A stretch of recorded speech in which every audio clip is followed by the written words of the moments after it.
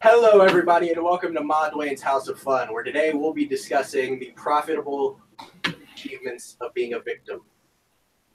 Take it away. Oh, come on, that's a terrible introduction. Who needs to take it away now? Come on. I introduce you. You're the lead of the stream.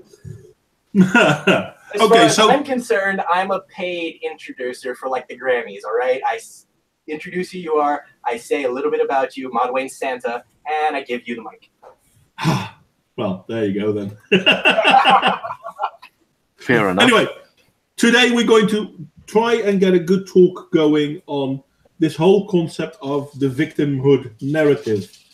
People claiming that they are being oppressed and therefore people need to listen to them and need to change what they are doing because they are kind of oppressing everyone who doesn't do what they want. I'm pretty sure nearly everyone has examples of these. Welcome back, SquarePeg. Thank you. Sorry about that. Okay. I'm sorry. I interrupted myself there. That's not so smart. But I'm pretty sure we all have examples of people claiming victimhood and therewith demanding special treatment. It starts with little children, funny enough. A child falls, he cries, and he wants to be comforted by his parents. Which is perfectly all right for a small child. It becomes a little bit of a problem when you're an adult, I think. Yeah, it definitely does, because you need to learn to be self-sufficient, and if you're relying on mommy and daddy for everything from the smallest scrape to, I guess, shall we say, bigger matters like paying your rent, then you've got a real issue. Yeah. You're dependent upon someone, and that can translate very well into being dependent upon others. Oops. Like being dependent upon Modwain, not interrupting. I'm really good at that. I'm sorry, I have too many windows open, and when I mouse over them, they start playing. This is obviously. Modwain, do you use ad blocker? No, I don't use ad blockers actually. I use Brave. Ad blocker. Ad block plus is a good one. Yeah, but I use Brave, and Brave has its own ad blocker. So then you do use ad blocker. You're just being a stingy shit. And just, Anyway, this victim mentality of even making money out of victimhood started off with quite a long time ago when people were basically protecting children, for example, in playgrounds. Oh, you can't go outside, for example, you could get hurt, that sort of thing. Yeah. And of course, there were scares of early 80s scares. Oh, men are going to steal your children. Don't bring them out. Which started off. Realistically, I consider that a result of the high report or the high media attention to cases like John Wayne Gacy and Charlie Manson. Because, for example, yes. I mean, these are the best two that I can think of off the top of my head because I don't know very many of them. But I mean, even that says something that these figures that I have no connection to. Right? I was born after all of this. I am basically growing up in the post world where these people were large, influences on everyone. I'm growing up in the after effects of that. But even then, I knew who they were and I knew what they did when I was like 6. It was common story between some of the kids that I talked to and my parents, like, don't go off on your own. Someone might come and snatch you. And it's just... I grew up with, I went to school by myself. My mother would leave me in the house. Primary school, I'm talking about, not even high school. At primary school, would leave me and she'd go to work. I'd get up, walk to school, come back, etc. I didn't get to start doing that until I was in middle school, and that's because my middle school was literally at the end of my neighborhood. But they wouldn't allow you to do that today. Once I saw what Modwain's topic was about victimhood, status and getting money from it, or getting rich of it, or profiting off it, I started to look in, and I was looking at the start, obviously, because now it's an industry, which we'll get to soon. And I saw that people are getting arrested in many Western countries, particularly the Anglo-speaking countries, for allowing their children to be alone outside, going to the park. They're charging their parents with neglect and child endangerment and shit. And that's creating that. Yeah, it is, and it's creating, for back of a letter word, snowflakes. More to a point, I want to point this out. In America, Utah, actually, I think I brought this up a few streams ago, but it goes great here. Utah's actually starting to combat against this by instituting a free-range parenting law that will prevent parents from being charged because their kids are, out on their own or walking to school or out by the park by themselves. They're not allowed to be charged for these things because they're letting kids be kids. And they call it a free-range parenting law. Which this is what I wanted to say. I've heard about that, and I thought to myself, this is fucking ridiculous that we have to have a law that basically allows parents to do that. Yeah, and I was actually about to say that. It's stupid that we have to legislate parents being parents. It's stupid that we have to legislate kids being kids. Sorry, go on. No, I'm done. It's all yours. The thing is that I remember from my childhood, when I started to go to school alone. I was in a basic school and pretty fast as well. And what my mother did, she actually let me go with another boy that was my neighbor, right? But, and this is what my mother also she had to figure it out as well for herself. But she asked my neighbor to go with us to see how am I behaving without her, without my mother, right? So basically, my neighbor was unhappy and told my mother that I didn't pay attention to cars, to anything. We just, with that neighbor boy, we just were, playing around and do whatever. So my mother sat down with me and asked, why did you do it? Why didn't you pay attention to the cars, to how you cross the street, all this thing? And I said to my mother, because the neighbor was with us to pay attention to it. And that's what my mother told me. Yeah, that's what I realized. No, okay, you have to go alone. You have to pay attention for it. And if you don't pay attention, you simply will get to have an accident. And it will be your fault. You have to look. And she basically started to let me go alone. I know she was first few times following me a little bit because she was still, stressed. But this is something I have to think about my answer back then when I told her, yeah, I wasn't paying attention because the neighbor was there. You cannot, it's sort of telling me you cannot really teach kids certain responsibilities if you always will be there with them. They are not stupid. They know you're there. Yeah, you can't, you get them into a mindset where they expect you to do all the thinking for them. And this translates horribly into being an adult because they tend to rely on their parents more and more. And there was something I read a long time ago in America specifically, is that kids were starting to live with their parents, up to their early 30s or so, from moving out into their 18s or into their late teens, early 20s. And even I'm kind of a result of this to a little bit, but I got out. Point in case is, you're teaching kids to rely on their parents entirely too long, and you're not giving them the skills, the opportunities, or the ability to develop their own self-sufficient behaviors. Yes, and you're not teaching them to think for themselves, and it's going to destroy them. Yes, horribly. and the problem is also that, and I hate it, because nowadays in the society we talk only about making sure that kids will be self-assured. But at the same time, we are basically being told that we're supposed to take every negative situation that can produce negative emotion because it might damage your kid. But that very process they encourage us to do is very damaging. And it's the same with the responsibilities that we don't ask of our children anything anymore. And I've seen really like 13, 14 years old, when I used to work with children, that they were starting to pack their own backpacks to school.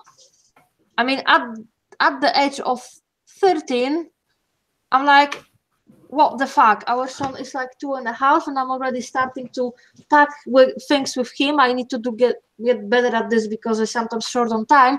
But basically, I'm like, no, this is your bottle. Put it to your backpack, yeah. And obviously, I'm not leaving that to him only to do because he's 2.5. But like 13, and then you start to expect that your kid will pack their own backpacks. I'm like, what the fuck? I was packing my own backpack when I was 7. Yeah. Yeah, but this is the funny thing, though. I mean, we've created a world in the last, let's say, 1.5 decade, maybe a little bit longer, maybe 20, 25 years, wherein kids are being removed from all responsibilities. Whereas if we go back 40 years, children were made responsible. They were part of society. They were part of growing up, so to speak. But somehow that changed. Another part of it, at least, again, most of my experience is going to be in America, but another part of it, I think, or I just thought of, it might also be a result of, early 50s, late 50s, early 60s. There were a lot of dangerous toys that kids could get their hands on. Oh. And I mean, I remember the chemistry. Stupid dangerous. Like, there was one that let you create a nuclear reactor. They had these air pop guns that could pop your eardrums from like 20 feet away. I don't want to be rude, but 50 years ago, a .22 gun was a toy gun. I'm not .22 long rifle. Sorry, Yep. Kids actually learn shooting with .22 long rifles. Yeah, they still do. Which is still a weapon. Yeah. Yeah. No, go on. No, sorry, go on. I was just going to say, as growing up, I've always lived with my parents, and I still do. I live with my dad always, but they didn't. My mum's, yes, she was a little bit of a helicopter mum, but she still gave me much more rope than I needed, and let me do what I wanted. I was not protected in terms of shit. I would experiment in the backyard with hydrogen, and she knew that I was experimenting with acid. My dad was a worker. He was a construction worker. He'd have acid. I'd get from school some nitrogen, some magnesium strips, and I'd make hydrogen. And go on. So I played with dangerous shit. I let my kids do the same stuff. I let them play with dangerous kids. My kids, one of them is in lives 150 kilometers away. My daughter lives 30 kilometers away, but they don't live at our house anymore.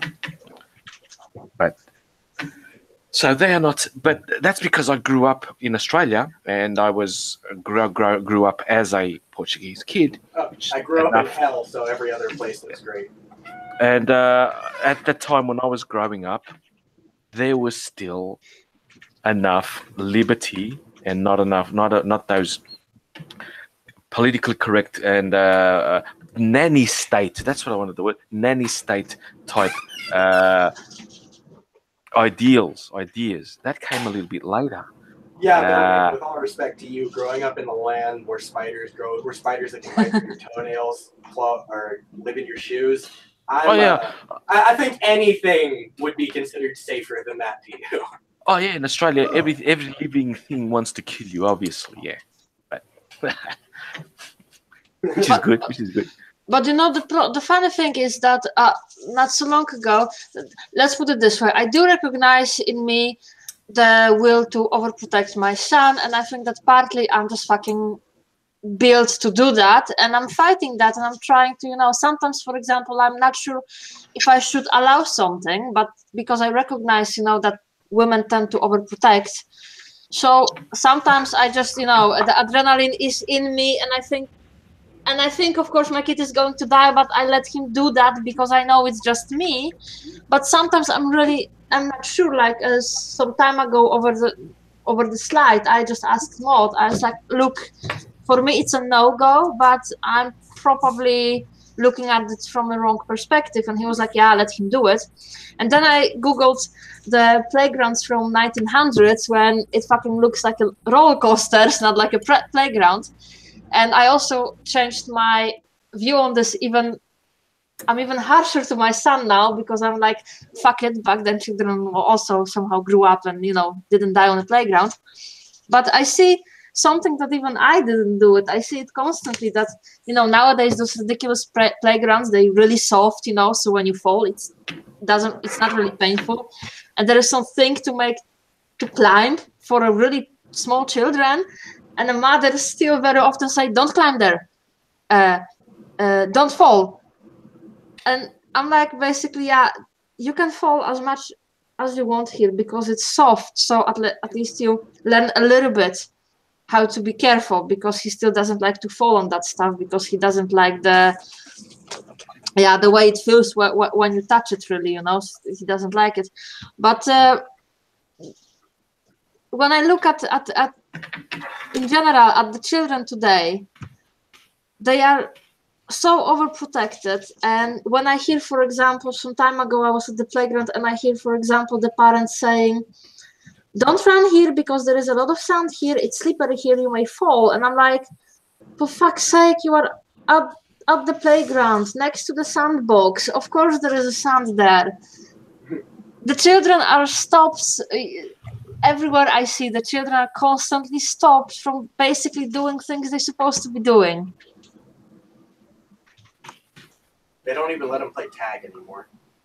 No, they don't. The playground that I grew up in Australia, they had sand at the bottom, and those monkey bars and those slides, and next just a little bit off was concrete, but not your average concrete. It was that those stones that would rip your if you slid on that, it would rip your whole skin and up to the bone type of concrete. So yeah. See, here's the thing I never understood. When I grew up, the playgrounds that I had, one at my school was covered in mulch, right? And not like soft mulch either, like sticks, like sharp, pointy sticks. There were a number of times where kids fell into the mulch and they had these giant sticks sticking out of their arms or their legs, and they were bleeding pretty bad. And then eventually they replaced that with chopped up, mulched up tire bits, which was a lot better, but when that got in your shoes, that was really annoying. The playground at my elementary school had fucking scorpions. Guys, 1 second, because we've got two new joiners, Steve and Esman. Welcome both. You just heard Esman's talk, by the way. Actually, three, and Reaper as well. Yeah. Hello. I think Assman and Reaper are the same person. Assman's just my Twitter thing. Oh, okay. Right. Reaper is S-Man. Sorry, guys. And Steve is. He joined us in a live stream a few weeks ago. If I'm not mistaking myself. Today's topic for the two new joiners is victimhood status and what we can do, or how is it affecting us. So now you know what the rough topic is. We're going to continue. I'm sorry for the interruption. I actually kind of want to move on from kids. Well, that's the thing, though. I don't think we should move on from kids. The difference with a kid 30 years ago and a 20-something today is that they have the same mindset. Yeah, but you can only cover so much about the kids. We need to move into how it's being profitable, because that's why we cover where it comes from. Okay. I just want to say one more thing. Few days ago, I've heard a guy who actually is working with an educational school for a really long time, but he's like in his 60s, and he pointed out also one thing. When I was young, you fell, you were bleeding, you got your scar cleaned, and you were off to run. Today, people are falling, they don't even bleed, they get a funny, like a plaster, like those batches, you know. They have a lollipop or other candy, and they're basically, you know, cuddled like, I don't know, like they would be falling on the knives or something. And then So- then they sue the school for thousands of dollars. Yeah. Yeah, And that's kind of what I wanted to get into because I think that lawsuit. I helped. And I'm in Florida, which is the Sioux state. Yeah, you're not the only one. You live in America, which is the Sioux country. It's like at my fucking elementary school, they had crabs and scorpions. So if you wanted to go to the bathroom, you had to fight one or the other. What part of Florida are you from? If I may ask. South Florida, like Fort Lauderdale area. I'm not that far away from you. I went to fucking Bethune Elementary. South Florida, like Fort Lauderdale area. I'm out near like Tampa, so I'm not terribly far away. I went to fucking Bethune Elementary. Guys, you're not really sounding well. Nobody, you have to check your microphone, mate. It sounded you were far away from it or in a very hollow room. Hello? Obviously, it could also be because you just went to the toilet, but... Well, I mean, I don't talk to you in the toilet that often. Well, not that often, but still. No, okay, but sorry, back to the topic. What happened, or what do we think happened that created a situation that people can now claim victimhood, and by that victimhood, they feel that they are entitled to preferential treatment? Lawsuit culture. Pretty much. Nobody wants to lose money. Nobody wants their business to have a bad rep, so they just cave to any little pressure. Excuse you, I do not. Okay. Can you clarify on that? Like if you work at any retail store, if someone says your employee did this or this is wrong, I want a discount, like Walmart. What happens at Walmart when someone throws a shit fit? They get 100% of what they want. Mm-hmm. Actually, that's really true. When I used to work at Circle K, my manager specifically told me if the employee complains, you need to do something about it or get me so I can offer them something because we can't deal with a lawsuit. Like, it's so bad, a customer could take a shit on your chest and you're the one in fault. It's terrible. Well, yeah, obviously, if a customer would take a shit on my chest, I would be at fault and he would have a broken base of his skull. I mean, yes, I can understand that bit. They've taken the customer is always right to an extreme degree and outside the retail space as well. That sounds rather counterproductive. It doesn't get you what you want. It gets them what they want, but it leaves you fucked. I'm seriously confused because I don't think it gets the customer what they want. It's kind of like how the games industry, the people who don't play games manage to get shit changed for no reason. Well, I like what Alicia is saying in the chat. She's not in the hangout now, but in the chat she's saying, I don't think it's the lawsuits culture. I think it's the education system itself. And I do have to admit that I feel there is very much value into that one as well. I had my microphone disconnected, so you couldn't hear me. But that's what I was saying. It's the helicopter mothers and parents that cause this hypersensitivity to victimhood. Oh, my child is so special. He can't get punished and all that crap.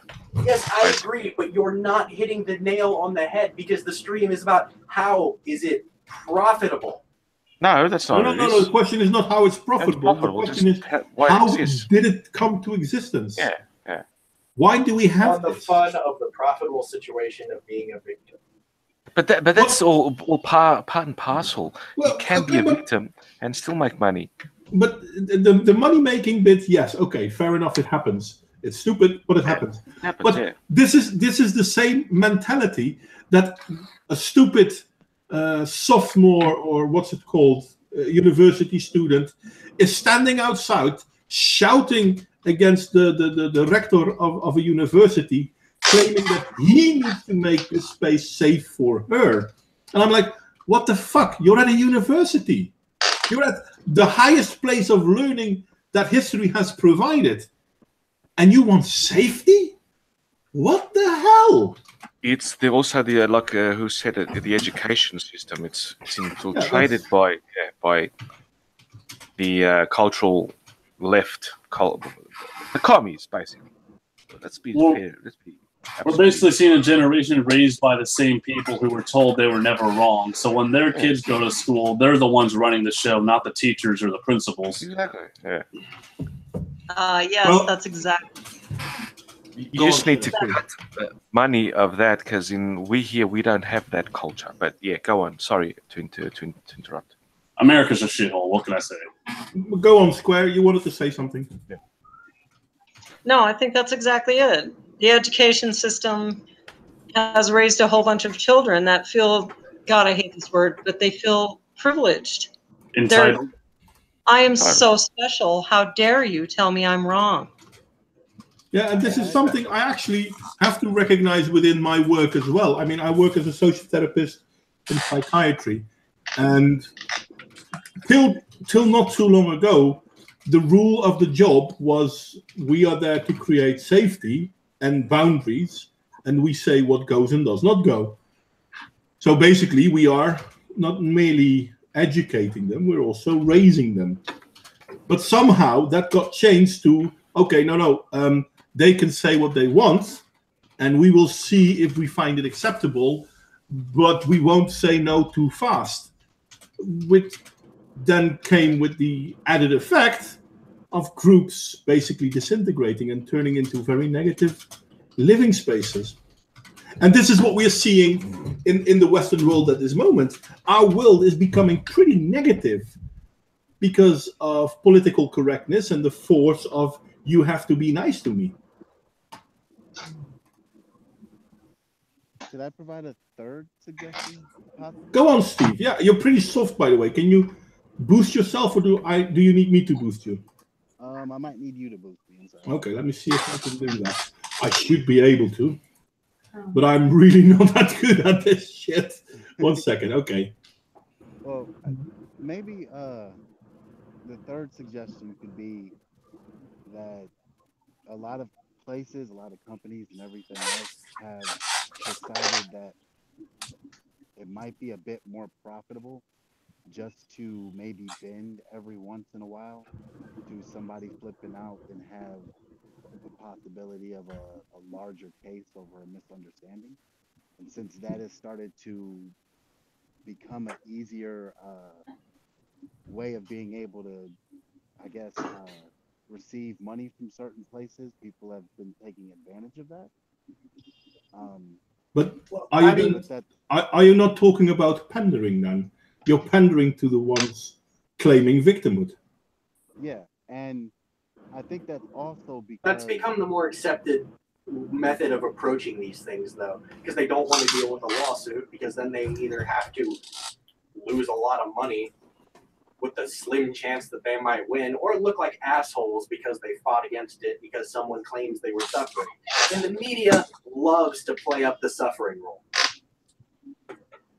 I mean, just look at all the Starbucks situations we've been seeing. People causing troubles, they get told to leave, and then they just wait for the cops to show up so they can have a whole victimhood stats and try to get like interviews, get paid for the whole situation and shit. I can't tell you how many times when I was in school that I heard about the chick who spilled coffee on her nether regions from McDonald's. Oh yeah, the one old woman who did it, and then everybody copied her. Well, and then she won like a one. The rest about that old woman, because I would say out of all of them, that one is the one where she probably should have gotten paid. Yeah, I know the rest of the story. And in the event, she didn't really sue them because the coffee was too hot, but also because of the behavior when she came for help. Yeah, the way that she was being mistreated. I can't tell you how many times in school that I've heard the "she got burned, she sued, and she won" narrative, and the teachers would always back up that that was the right thing to do, but they never explained anything beyond that point. Yeah, there was a lot more to that story. Yeah. I mean, now don't get me wrong. Like, I would actually respond with the Starbucks case. I think the only thing that made it as big as it was there were other people there that also were doing the same thing and weren't called on, so it was kind of a why one side, not the other. I'm sorry. Which Starbucks case are you referring to now? The two black men case. I mean, it still was blown out of proportion. I completely agree with that. But Well, let's go to that one. So the Starbucks case in Philadelphia, right? yes, Okay. not familiar. Philadelphia is mostly a black city. Most in that Starbucks were people of color. The proprietor was a person of color. How is this racism? I wouldn't say it was racism as much. But as this I is the would narrative say it people are spinning. Yeah, because I people mean, always spin that narrative. That's Well, It doesn't They matter always the, been ra- that the narrative. race of either. It'll be considered racism no matter what, because they can say, "Oh, he's playing to the white man's game. He's Uncle Tom. He's this. He's that." If Well, you no, want see- to, you can make racism out of anything.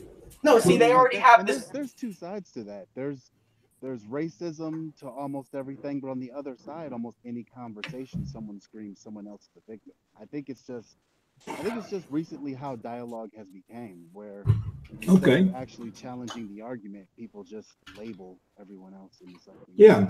Well, yeah, but it helps because they already have this built-in way to separate them. You have white black people like Wayne Brady and Will Smith, and then you have black people like everyone who talks like they didn't graduate from 5th grade. Yeah, but you also have free thinkers like Kanye West and Okay, entrapped liberals like, I mean, anybody else that's not Kanye. I wouldn't say I Kanye mean, West is that's really a something- free thinker. I'd say he's an opportunist using the situation to boost his album sales. for the love of that- God, I mean, like, No, don't. I'm going to side with Steve on this one. I'm not a fan of Kanye West. I think he's an idiot. Don't get me wrong, but I don't believe that he went this way to boost his album sales. What he was promoting is rather an unpopular position. So this will not boost his album sales, because the only people who are most likely to be on his side from the start, from the mere message, are people who will not buy his music anyway. Well, even if they don't buy it, they'll stream it, which he still makes money off of. To honestly, to say that it's not going to boost his album sales is kind of a naive position because controversy will breed him money. and that's There's Kanye no West. question That's been about it. Kanye West for years. Yeah, that's the way the man works. Guys, That's the let's- first time he's. Guys, please, let Steve talk. I know I can't boost the signal louder than this, but he is Oh, talking. Give him a sorry. chance. No. All I was saying was Kanye West has been known to find whatever situation and then see what the most controversial opinion would be. Yeah, and say that just for attention.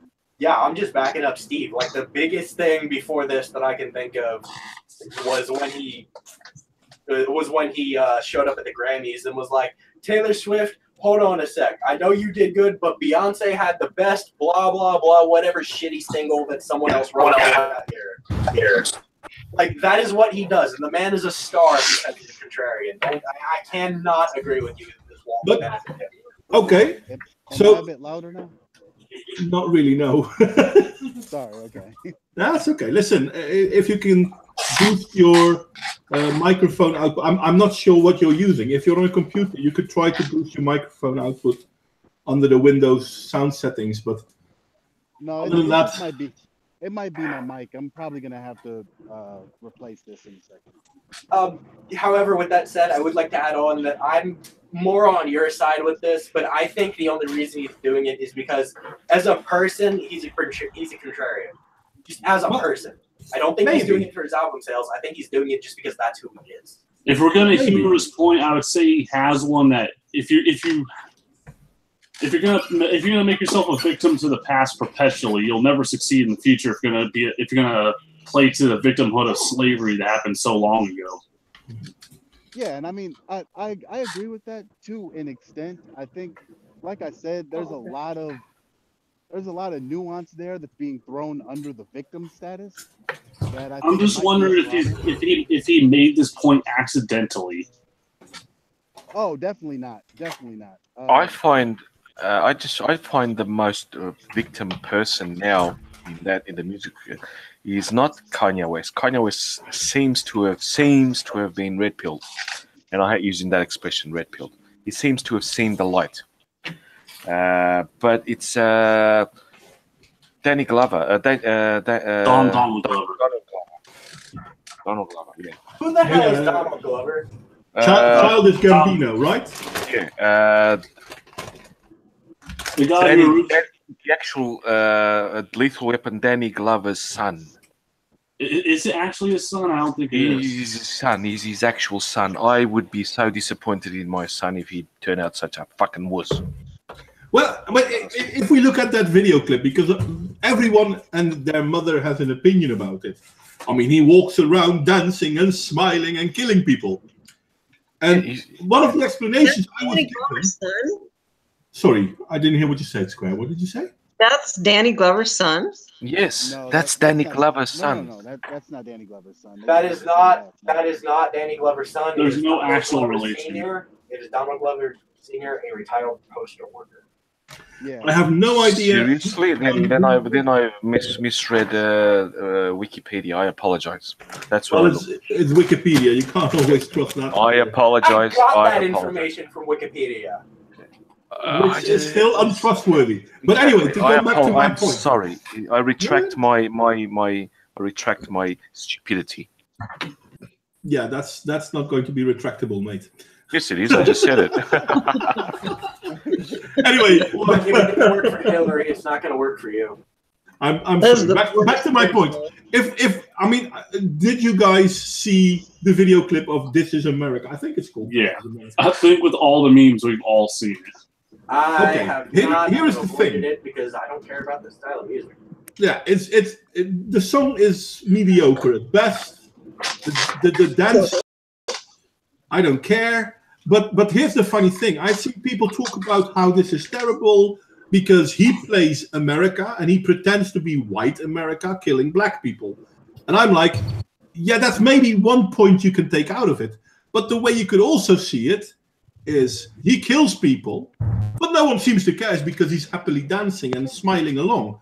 Yeah. And this is something that is happening, whether you talk about black America or white America. People are being killed, and we go to the next flavor of the day. And exactly to the point, black on black crime. When it's black on black, nobody cares. If you want a better example of how America is a shitty place and can be a shitty place, listen to Little Pink Houses by John Mellencamp. But that's the thing, though. I don't think America is a bad place. If we look at America... I don't either, but it can be a shitty place. It depends on what you're willing to... Yeah, All but it countries are depends on what you're shitty willing to places, put in. man. It is. They I don't know. Russia's a utopia. Exactly. So is North Korea. So is North Korea. Utopia. You do know what utopia means, right? I know that it doesn't mean what they think it means, but I don't want to offend them by saying otherwise. Exactly. Utopia means no such thing. This is perfect. Utopia usually is it starts with a dis instead of the U. Oh, Stevie Life is awesome. This was awesome. This was the pinnacle. I did not expect Russia. I mean, like, the first thing to come to mind was what place is killing the homosexuals? Russia! Yeah, No, also actually, Iran. no. It's Chechnya, but yeah, it's part of Russia, Chechnya, sort of. yeah. It's Chechnya. sort of a... Russia, perfect. It have very little homo, very little Negro.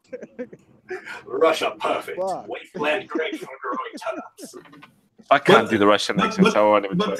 But seriously, though, I mean, seriously. if we look at that childish Gambino, and I mean, come on, the dude himself called himself childish, so it doesn't get more clear than that. He I got, don't- he got his name wait, from a yeah. Wu-Tang name generator.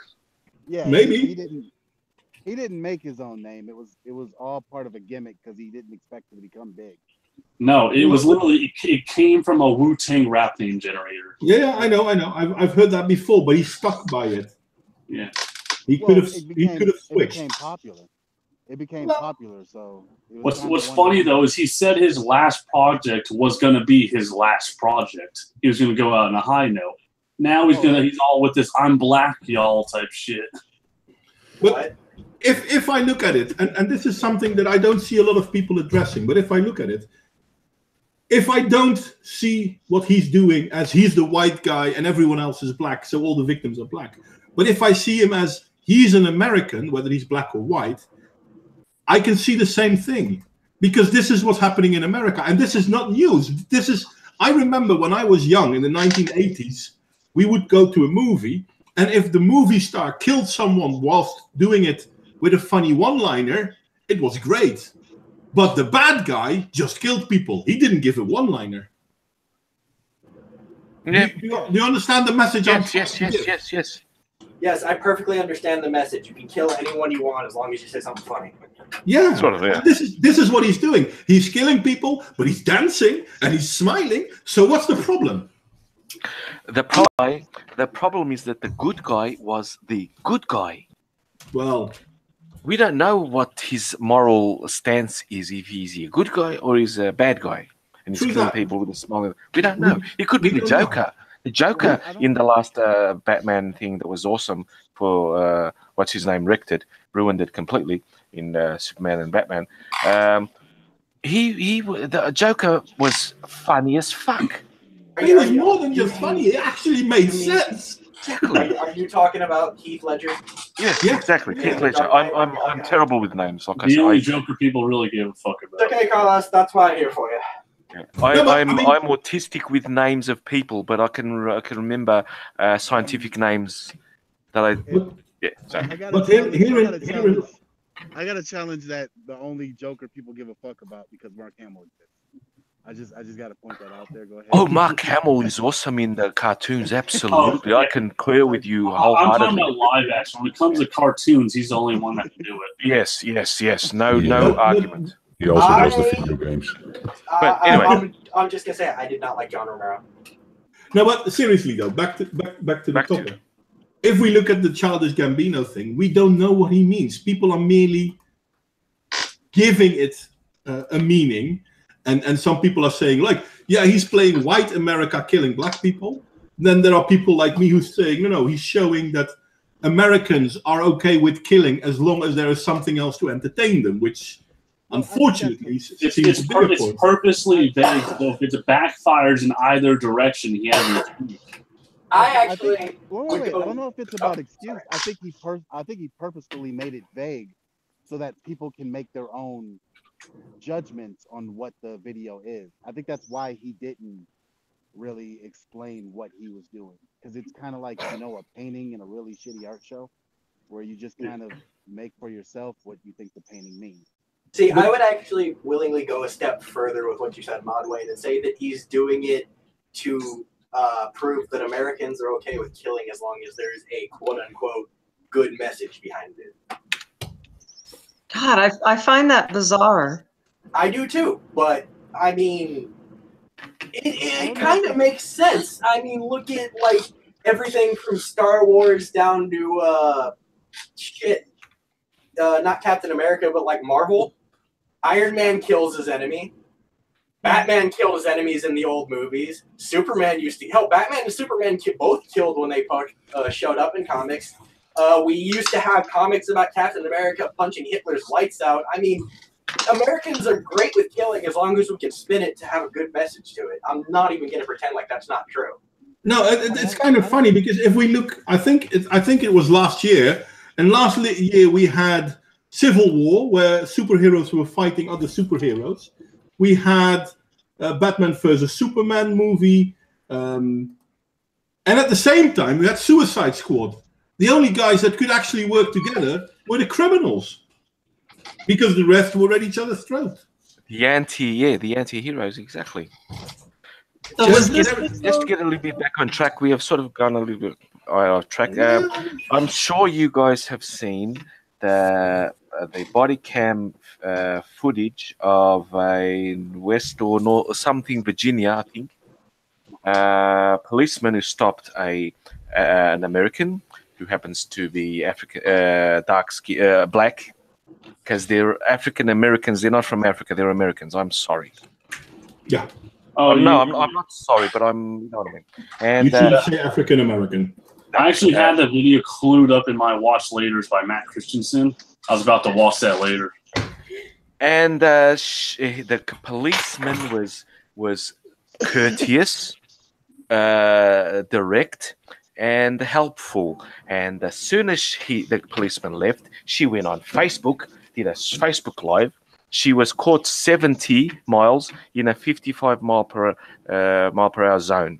And she said, "Oh, look, I would have been dragged out and killed and all that shit." That is what a pinnacle of a victim status. And who is encouraging that? Now, you guys have to answer it. I have my own opinion why who is encouraging that. But go on. Well, I mean, I'm sure Society. Hurt society. Yes. Hollywood and the mainstream media, basically. General society. that's nothing The new, left. though. Guys, give Steve a chance to talk as well. I know he's really soft, but he is trying to talk. Go, Steve. I'm sorry, no. I'm just saying that's nothing new, though. I think what's happening right now is since there's social media, we see it more. But I think No. it's always been people who have tried to take advantage of situations for victimhood. I don't think that. Well, it has become worse, Steve, because if we look at it in the 90s and in the 80s and the 90s, there weren't that many people trying to claim victimhood. Basically, there were only two groups en masse doing that: race baiters and feminists. Yes, Marxists. Yeah. Well, I mean, not exactly. I mean, if you go through history, there's been multiple situations where somebody has tried to gain advantage by claiming victim for somebody else. I mean, Yeah, that but goes they through weren't all taken races and serious. everything else. I mean, Well, you could do yeah, it, but people would like, okay, so shut the fuck up. well, no, there were quite a few situations where people were actually like killed because someone claimed that they were a victim of something that they did, and the entire town turned against them and killed them. I mean, there's a lot of situations like that. I think it's just the fact that we see it more now. I don't Yeah, think like we what see was it it? The, more. the Rolling Stone rape case where they attacked the campuses Mattress because of the girl. false rape accusations. Mattress girl. Yeah, the chick Yeah. who carried a mattress around with her for an entire year, I think, to symbolize the bed that she was raped on, or maybe it was the mattress she was raped on. And Turns like out But all she wasn't raped. Except that turns she out wasn't was raped. making it up. I mean, all the sex was copycats after that. consensual. And then when he said, you know what, you're a little bit too crazy for me, she started calling it rape. Yes. I mean, well, for example, there was a short period of time, and if anybody wants to look this up, you can find it.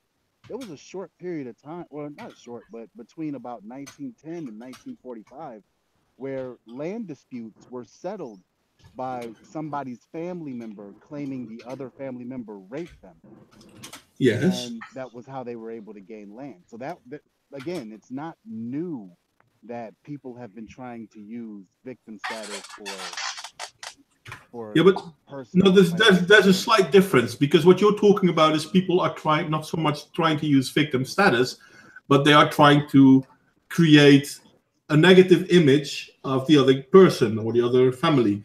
They are creating an image that they are criminals. So Well, the it's other not thing is so it's- much. So it's not so much their victim status that gave him the land, but the accusation. It's like, I forgot the name. I can't remember which. There was a presidential candidate in America, and he had asthma. Asthma is a lung disease. People are born with it. Doesn't make it's not a big deal. Yeah, But it sucks. his presidential candidate running against him made a big deal out of it, and people didn't know what it was. Therefore, they didn't vote for him. Well, asthma can be a big deal because it can kill you. Yeah, it definitely can kill you. I lost a friend. I lost a friend of mine to asthma. So I know it sucks. Yeah, I've lived all my life with asthma. I mean, it sucks, I have too. but you can live with it. You have to be Yeah, careful on what you're doing. You'll Yeah, be surprised if you actually look through history, especially American history, how many times somebody has claimed. And I mean, in order for there to be a criminal, there has to be a victim of the crime.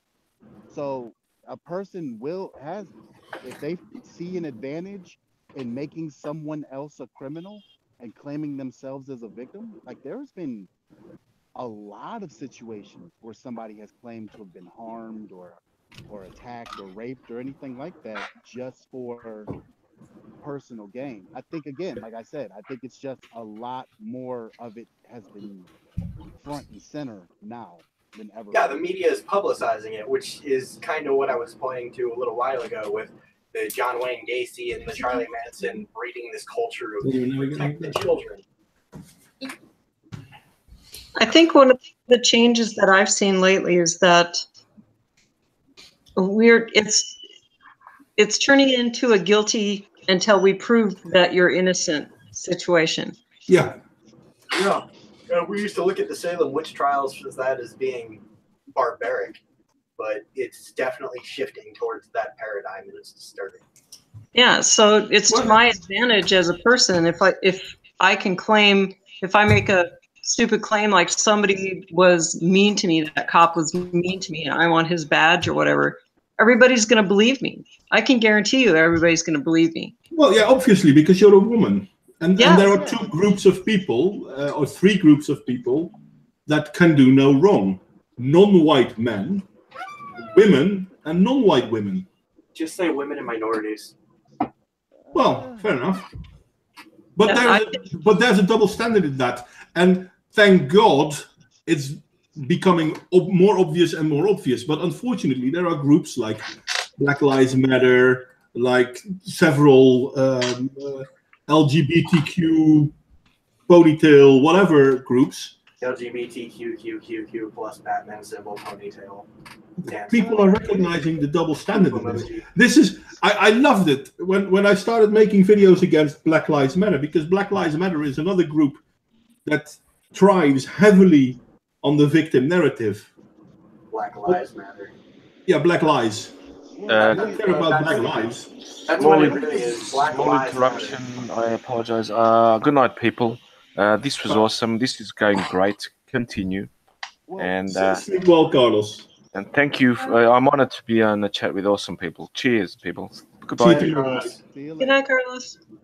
Well, I would say this: when it comes to Black Lives Matter, there are two very, very polar opposite sides to Black Lives Matter. There are the people who claim to represent Black Lives Matter who are absolutely insane, who hate white people and everything else like that. I completely have seen that. But there's another side that is not as entertaining that everyone ignores of Black Lives Matter, that is actually finding evidence of very, very targeted and very, very descriptive events where there has been people taking advantage of maybe a distressed situation for personal gain. Well, it's a case. I was gonna say it's basically another case of Hitler. You know, he comes into a party with people who have similar views to what he wants, and then he takes it, he twists it, and he militarizes it into a force to destroy the foundations of what he sees as his enemy. Well, I see it as that, but I also see it as, unfortunately, everyone is attracted to the psychopath. So if Louis Farrakhan gets up and starts speaking, everyone, regardless of how you feel about Louis Farrakhan, will suddenly start paying attention to Louis Farrakhan. The dude should be in jail. Yeah, no matter how psychotic the man speaks. But when somebody else comes up and eloquently tries to explain maybe the differences in generational disparities and everything else, they are instantly seen as boring and no one pays attention to that. So we kind of create our own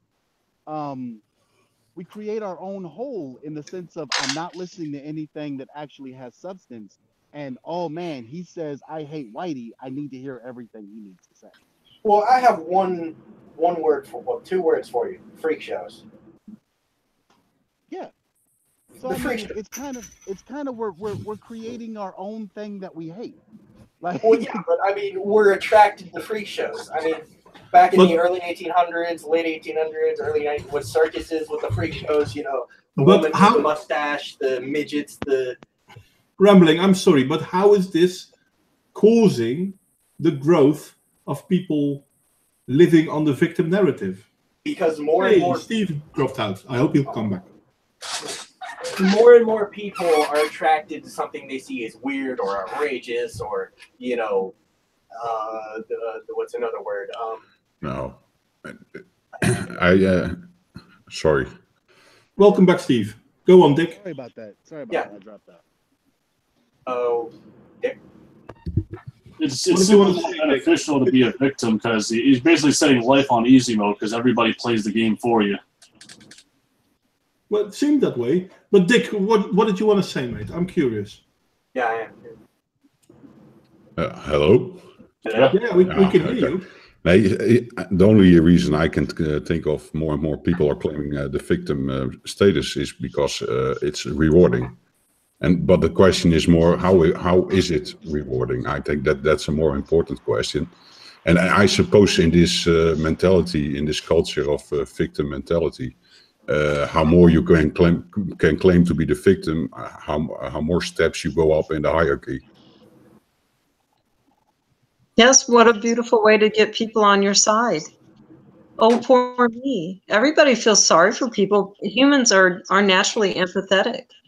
Yeah, and basically people trying to use the victim narrative are playing on that. Look at me, I need your help.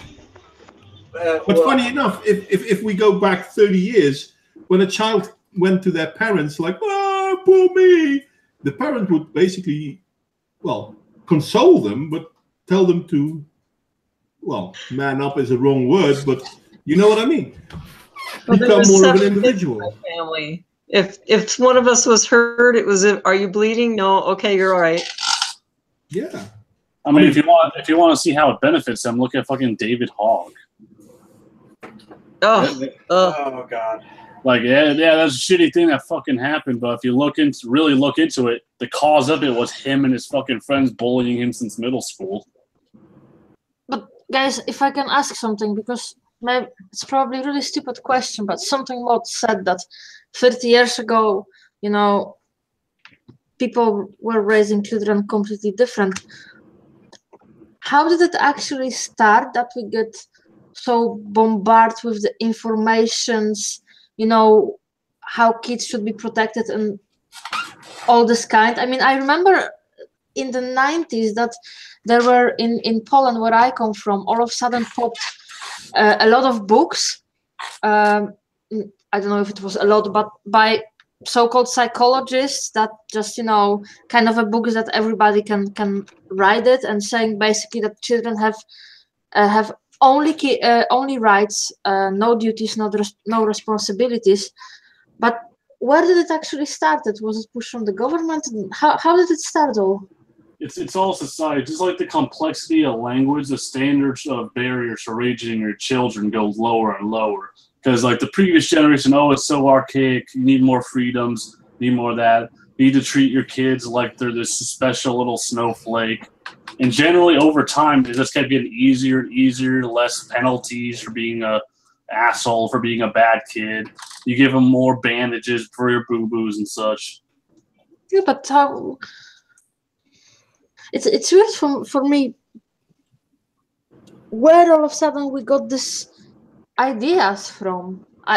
Is it the case of that our grandparents, they really still had a rough time, so they wouldn't actually be bothered too much with children complaining, and our parents and the younger generation, you know, people who are now in their 40s, we basically have too good, and then we are starting to protect our children so much because everything scares us all of a sudden.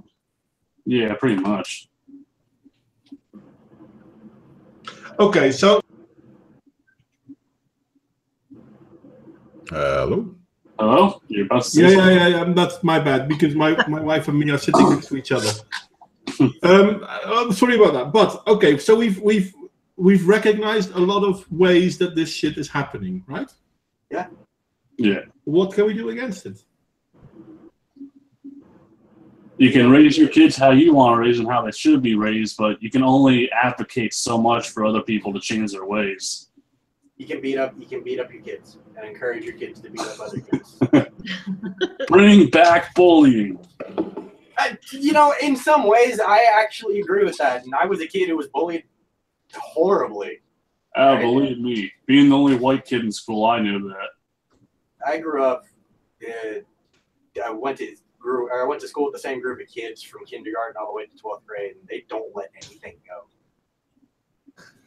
I mean, shit. I had my backpack thrown in the toilet and pissed on. People didn't like me. Yeah, but I mean, in some ways, I grew to tolerate other people not liking me and seek out people who genuinely want what's best for me and what, I want what's best for them. People I can agree with, people I can trust. I learned that from seeing that most of the world is, full of assholes. Little assholes. Yeah, there is a problem in that. I think a lot of this boils down to when it became okay to not be respectful to your elders. When I was a kid, you guys all know, you were a kid. What you said didn't really matter. And then all of a sudden they changed it to where kids were super, super, super important and what you were saying really mattered. Well, you're a kid. Well, these days, parents and marriages are so fragile. They don't want to discipline the kids like they should. Exactly. They'll find any reason to split, any reason to get money off the other person. It's so much easier to placate than to discipline. How often does the state try to take away kids from families? Very often. Oh man, that was a thing when my kids were little.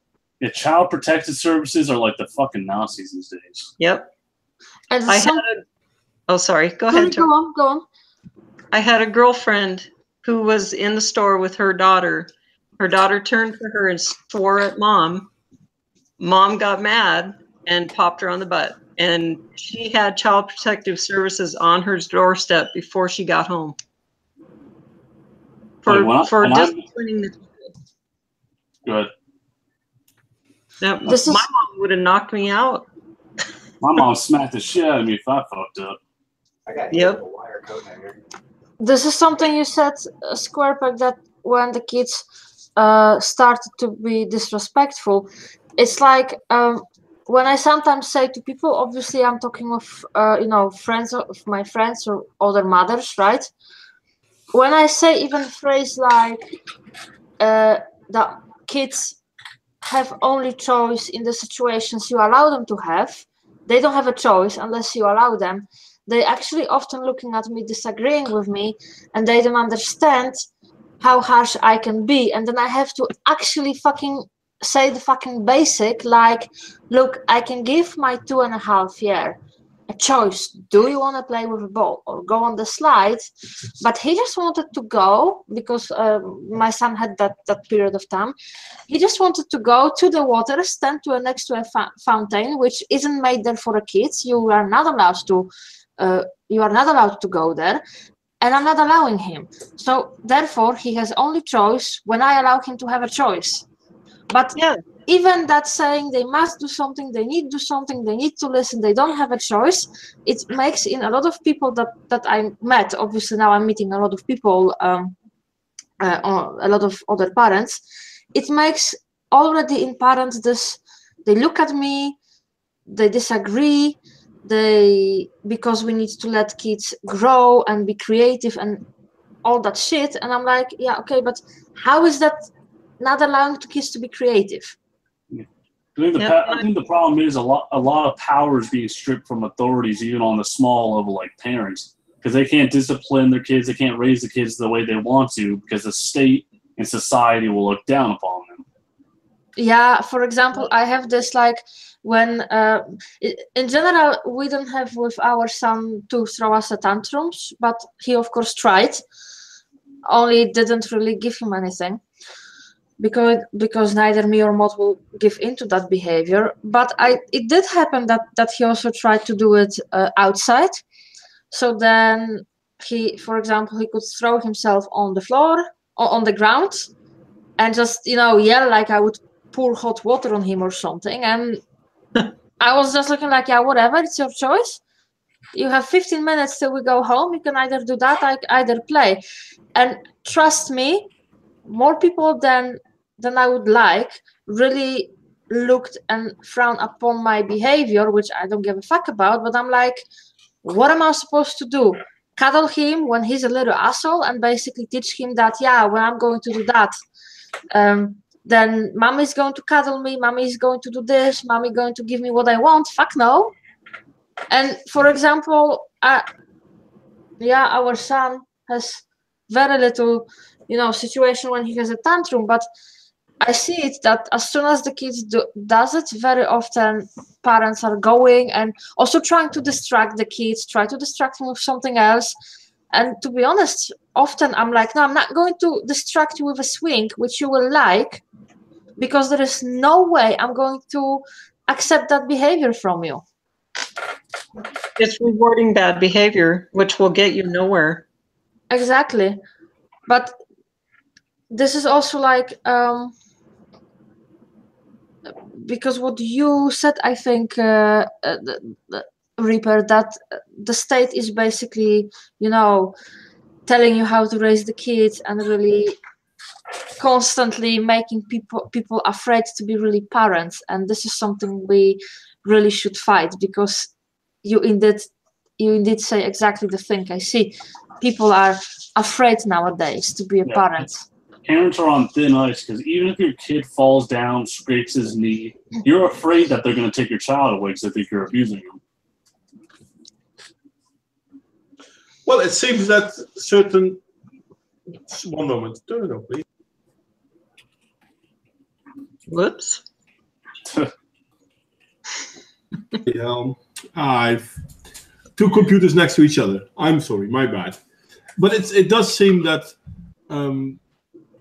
governments are trying to tell us what we are allowed to do with our children, which is weird. But then again, governments have been trying to dictate our lives for a very long time. I mean, the whole welfare state thing, and this is unfortunately the influence of socialism into the Western world. So is victim status also a form of how socialism is trying to dictate how we live? And the ramblings had to leave us, unfortunately. Sorry that you left, nobody. I hope to see you soon, mate.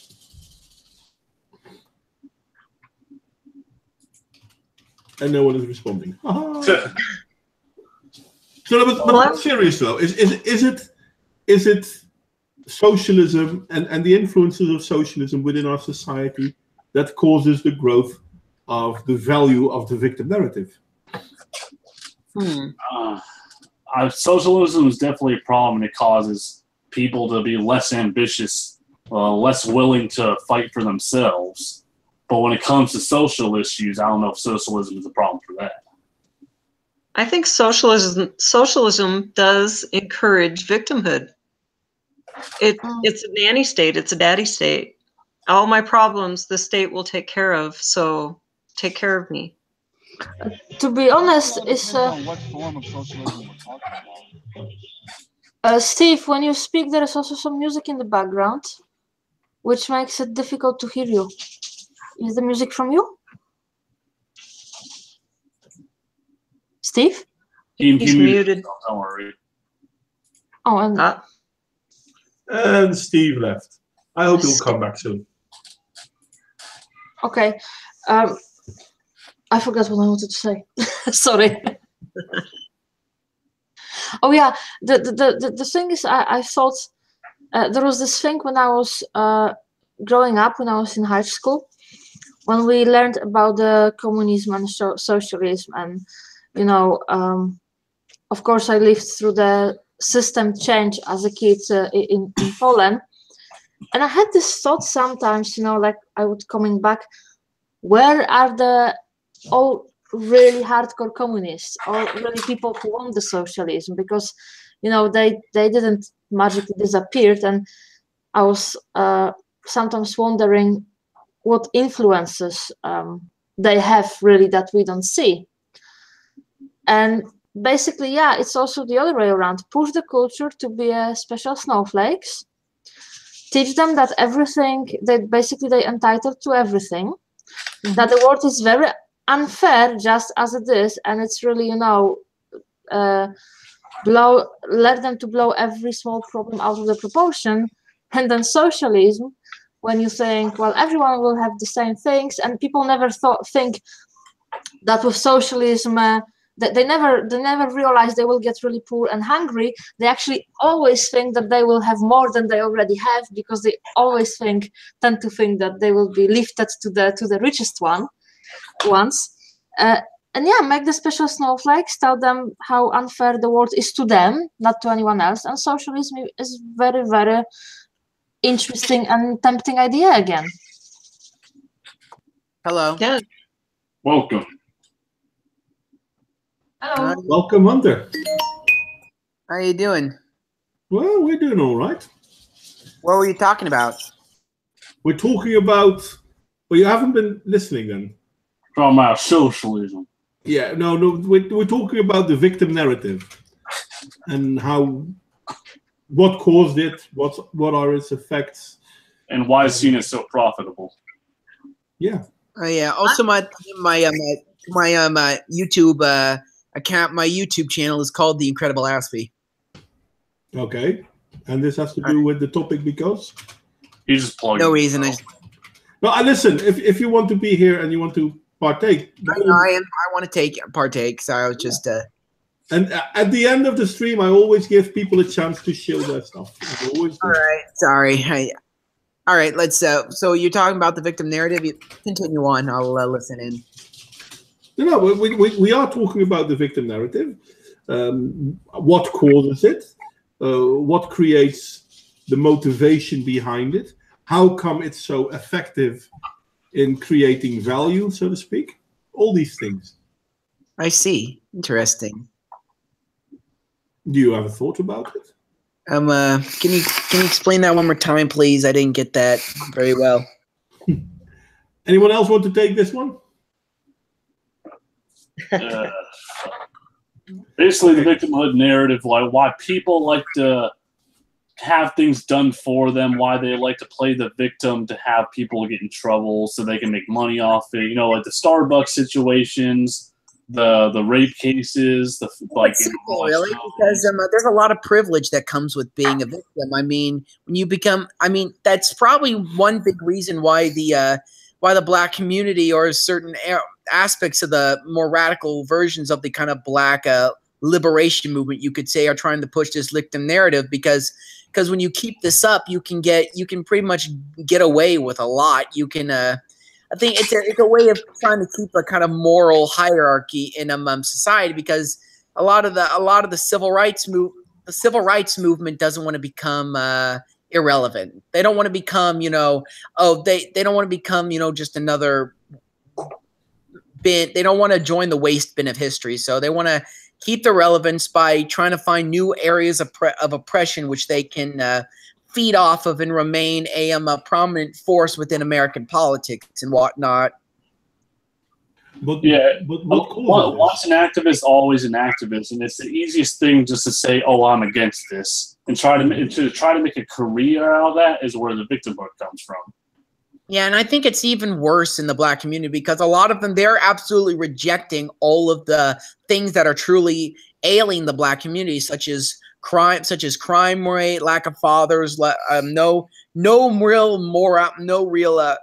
nihilism, essentially what I'm trying to get at here.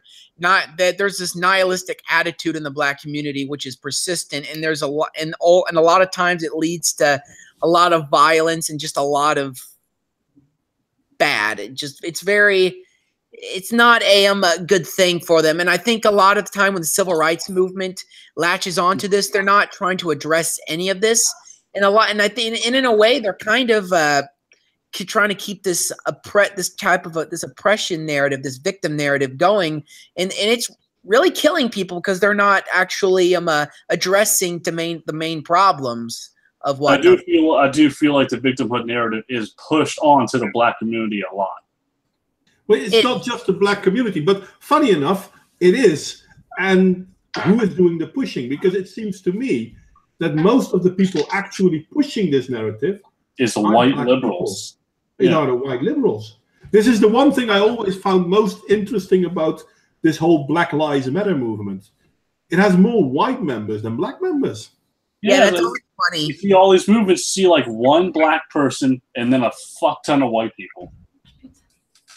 It has to do with the kind of romanticization of the civil rights movement and the kind of sacralization of it. I mean, if you talk about the civil rights movement on a college campus, it's considered like the most sacred time of activism in American history. And I won't deny it was an important part of American history, but it's not like the only part. It's like they talk about it in like almost these religious terms of, oh, it's the greatest thing on earth, and any questioning of any of it is just wrong, and it causes how did I lose my train of thought? Crap. Keep going. Sorry, I completely forgot what I was saying. I'm going to go to the chat. John, which in all fairness should be in the chat as well with us, but he's on the character chat, so to speak. He said it's all virtue signaling because there is immense social capital to be gained from that. And unfortunately, this is something we do recognize, or at least I recognize, and I assume you guys recognize this too. There is increasing social revenue from being a virtue signaler. Welcome back, Steve, by the way. But what is causing... Better now? No, mate, you're still very soft. But wait a second, mate, because you might be turned soft again as well, because you were gone. So where are you? Here you are. I have to boost you again as well. I didn't do that last time. Can you try again? Can you hear me now? Is this better? It's still very quiet, mate. Okay, I'm sorry. I'm just gonna have to get a better mic. I tried to see if I could use my old one, and it's the same thing. But are you on a PC? Yeah, well, I'm on a tablet. So you're not on a PC, okay.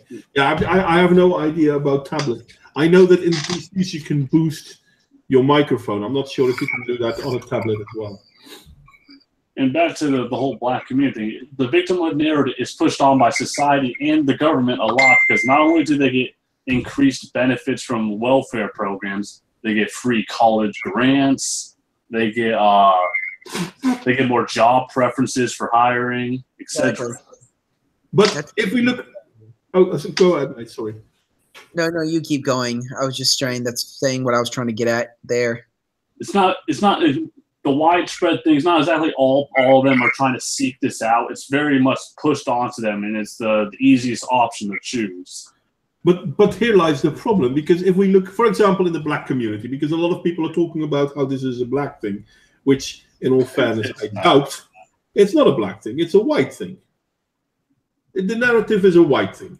But anyway, if we look at it, there are people who try to be part of a merit-based society, and there are people who try to get value out of the victim-based narrative. This is something you could really see well during the Trump elections 2 years ago. Black people having to defend why they chose Trump over Clinton. And to me, that was the most stupidest of things. I mean, yes, okay, I'm curious why you voted for Trump, but you don't have to defend it. It's your bloody well right to choose. Hell, if you chose Trump over Clinton, or you chose Clinton over Trump because you don't like the way they look out of their eyes, that's good enough a reason. It's an ill-informed one, but who cares? Let's be honest. Voting for politicians is a popularity contest. I don't think that's as prevalent as it's presented as, though. Most black people did not like Hillary Clinton, and most of us said vocally we did not like Hillary. But that's the thing. I think it's just a really, really loud minority that, again, I have to keep saying this, that gets all the focus. Well, let me rephrase that. Nobody. Oh, damn it, too late. I wanted to say give Square a moment, because SquarePack had to go. SquarePack, thank you for coming. I'm sorry that you had to go, but yeah, real life does go first. And to the point, look what happens to black people who don't play to the narrative. They get completely destroyed by societal standards. But that's the other thing, because if we look at, for example, we mentioned him earlier, Kanye West. Now, I'm not a fan of Kanye West. I don't have to be a fan of Kanye West. But I am surprised, amused, flabbergasted, whichever word you want to use, about the way the left narrative is now against him because he basically went off the reservation. And it's like part of Hillary's Wait, entire wait, wait, wait. campaign was I don't know shaming if that's. blacks and women into voting for her. I don't know if again. I don't know if the back. I can't say that for Kanye. I don't think the backlash is because of the choices he made. I think the backlash is again, Kanye is a very, very special case of someone who just does and says things for reaction. Well, So fair it's enough. completely different. Yeah, And he true. got the reaction he wanted because of the side he chose to go on. But it's stupid that people react like this. I mean, why can't he say what he wants to say? This is the same thing that I think it was last year that they did the whole "it's okay to be white" thing. They predicted how the media would react. They basically said, "Post this, people will react like this and this." What's the message? It's okay to be white. And all of a sudden, people are called racist because they say it's okay to be white. This behavior was predicted, but it still happened. This is how far the left, the victimhood narrative has gone. And We I can would argue predict that it. this isn't just the left. I mean, for a response to that, there's currently right now a tweet going around where someone would repeat the same sentence over and over and over again. And all that is a meme. But right now, people are losing their minds over seeing this meme. I think it's just reaction. Reaction is on both sides. Fair enough. The thing about reactionary politics, reactionary behavior, is that it's never logical ever. Well, not what I mean by that is I mean that it usually tends to be less logical because when you're just spouting off the cuff rather than thinking through your thoughts, there's a wide open filter, and a lot of stuff that you don't want to go through will get through. Is essentially what I'm trying to say. Yeah, okay, fair enough. But let's Steve finish this point. Well, I think it's more along the lines of, well, to go back to Kanye West, I think what irritated more people was what Kanye West said, not his position he took. So, for example, I'll be back in a minute. Yeah, but I'm sorry. For example, the slavery argument, like if he was a lot more eloquent in the way of what he might have, I guess, thought he was trying to say, I don't think there would have been as big of a backlash. But if you tell a bunch of people that you've been a slave for 400 years because you chose to be, you're gonna get a negative reaction for that. But in all fairness, that's one of the few points where I actually have to agree with him. Because if you think about it, slavery here did not last for 400 years. That's only counting if you count all the years slavery was already abolished. And that's why he's wrong. That's another reason why so many people reacted negatively, because it was an inaccurate statement. What he's trying to say, though, is the slave mentality of victimhood still perpetuates. Yeah. This is the thing that I picked up on it, because what he said is, guys, you're still talking about how you are slaves. When your grandparents' grandparents weren't slaves. And again, that's not the argument that anyone's making, and that's the problem. That's why No, that is the argument people are making. I'm sorry, Steve. On this, I have to disagree with you. This is the argument people are making. This is the main storyline of motivators like Black Lives Matter. It is. There's more. No, there's more to that. What they are saying is not 400 years of slavery. They're saying 400 years of a combination of slavery and oppression that led to generational disparity. They're still talking about how America was built by slaves, which is in itself disputable. And in all fairness, we know that roughly half of the slaves in America weren't black, but no one ever mentions them. There's a lot of Irish slaves as well. Irish, Polish, Russian, German. What's funny is blacks were seen as half human. Irish were seen as not human at all. Yeah. Okay. All right. I mean, we'll be going back and forth on that one because I'm pretty sure we'll both disagree, and that'll be a long argument. In all fairness, Steve, the first chattel slaves in America were Irish people because they were chattel slaves under the English colonies, and all other slaves were indentured servitude. So after 7 years, they were supposed to be free. The first chattel slave owner of a black slave was a black man that used to be a slave himself, and after 7 years he got a piece of land, because that's what normally happened after indentured servitude. And then when he had slaves, he had black slaves. And when he had to release his black slaves into freedom, he basically argued, no, wait, Irish people are chattel slaves here because England is at war with Ireland, and these people are war casualties. But the black slaves you have here are people that are at war in my backyard, in the country where I came from, and they are war victims. Therefore, indentured servitude doesn't apply to them. And he won. That's how black chattel slavery got started in America. Yes, but okay, there's a lot more nuance to that. But again, I really don't want to open that door, because that will lead to a lot of, I don't know how much time everybody else has in order to Well, we can do it another time, because it is an interesting topic. And don't get me wrong, I'm 100% sure that everyone here agrees, I do, you do, everyone else does, slavery is a bad thing. Of course. But there are so... No. Again, the argument wasn't, the argument that a lot of blacks are making is not whether or not slavery is bad, or whether or not slavery is specific to black. Well, actually, that is the argument. No.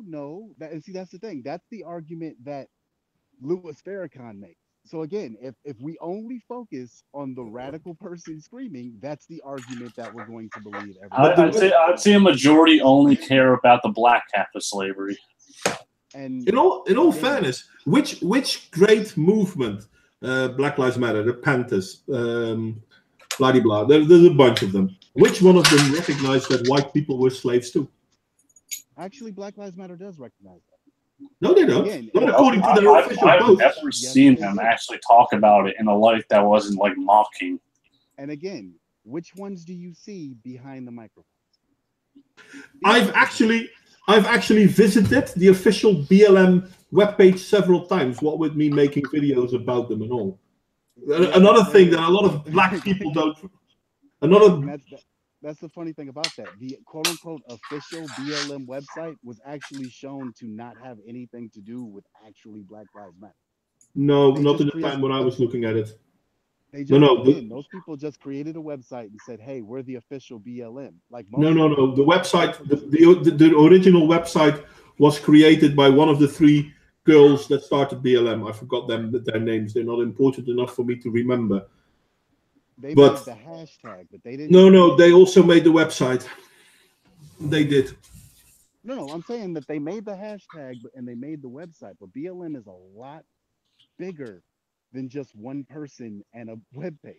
That's what thousands of blacks are trying to scream to you guys at the top of our lungs, like, hey, no, there Black are Lives Matter isn't. sides to this.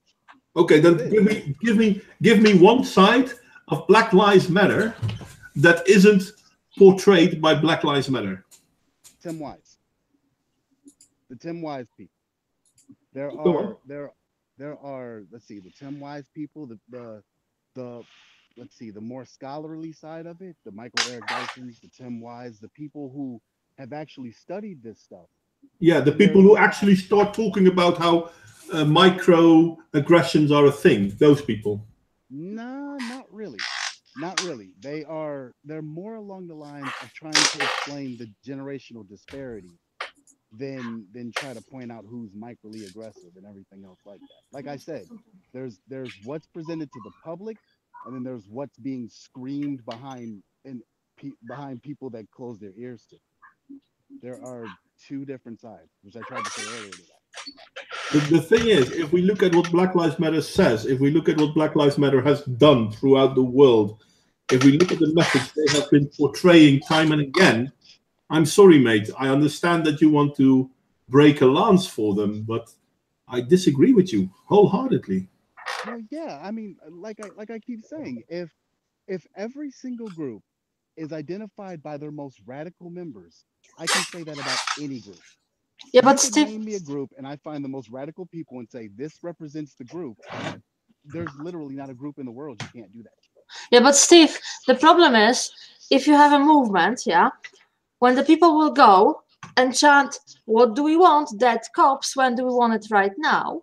If you have a movement that basically shouts the radicals, and then the rest of the movement doesn't really doesn't distance themselves. Not even once I heard Black Lives Matter members to actually criticizing, to say, hey, listen, those people, they call themselves Black Lives Matter, but we not stand for what they do or for what they chanted. I don't hear Black Lives Matter really distancing themselves from them. If you don't do it, then this is your movement. Then this is your movement who chants we wanted that cops. Yes, you do, because there's thousands of people saying that's not Black Lives Matter. Yeah, but that's like saying that wasn't a communist. Not only is like most of them don't say this not right, they passively accept it, and a lot of the time you see them advocate for more of it, and they say, "Oh, we want dead cops when we want it," and then they go see a lot of fucking dead cops as they put bullets in their goddamn heads. No, I mean, let's be honest. Even that chant was not during a Black Lives Matter rally. That was during yeah, it was. No, it was during a Black Lives Matter rally. There are many video out there that people are walking there actually with Black Lives Matter banners. Yeah, that was. Okay. Pigs in a blanket fry them like bacon. It was a Black Lives Matter. No, that's a completely different. That is a different situation. The dead cops chant that happened in New York. That was a completely splinter group. Had nothing to do with Black Lives Matter during. But they adopted it at the ones that I just told you. The other one, the pigs in a blanket. Those. Well, it's kind of like saying, "No, that wasn't the KKK. It was just some other racist group." Yeah. Same narrative, same goals. No, that's like saying that's not the right wing, that's the alt-right. Which is also bullshit. Listen, I don't delve in identity politics. I think the right and the left. That'd be like saying that's not the alt-right. That's the further alt-right. Both stupid. That's like saying that's not the alt-right, or that's not the right wing. That's the alt-right. Because Black Lives Matter has a distinct group. And has a distinct grouping and a distinct message. There are people that take that to an extreme. Steve, those are the people I'm going to ask you this then, because I understand that you want to make them look better than they actually are. Believe me, at one point I was on board with it, but once they started doing all this bullshit, I completely fell off. Yeah, I was gone from them pretty fast. But remember, I think it was Vancouver, the LGBTQ unicorn whatever march. Yeah. Black Lives Matter was asked to join. They demanded that police officers were not to be allowed near it, even though normally the police officers of Vancouver have their own float in the parade. Black Lives Matter demanded them not to be part of it. Black Lives Matter then halted the parade, demanding more from the organization. Wait. That was Black Lives Matter Toronto.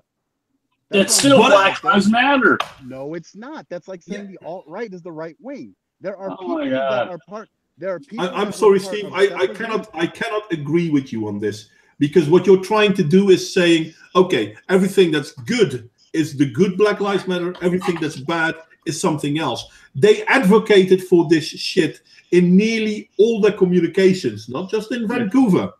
Just because it's a different group in a different region, they're all under the blanket of Black Lives Matter. Okay. There is a reason why most black people in America do not support Black Lives Matter. I can give you protests, I think Philadelphia, I think Seattle, where people are actually protesting. Black people are actually protesting against Black Lives Matter. Okay, let's try it like this. Give me a group. Just give me a random group, and I will give you a way to do the same thing that you're doing to Black Lives Matter.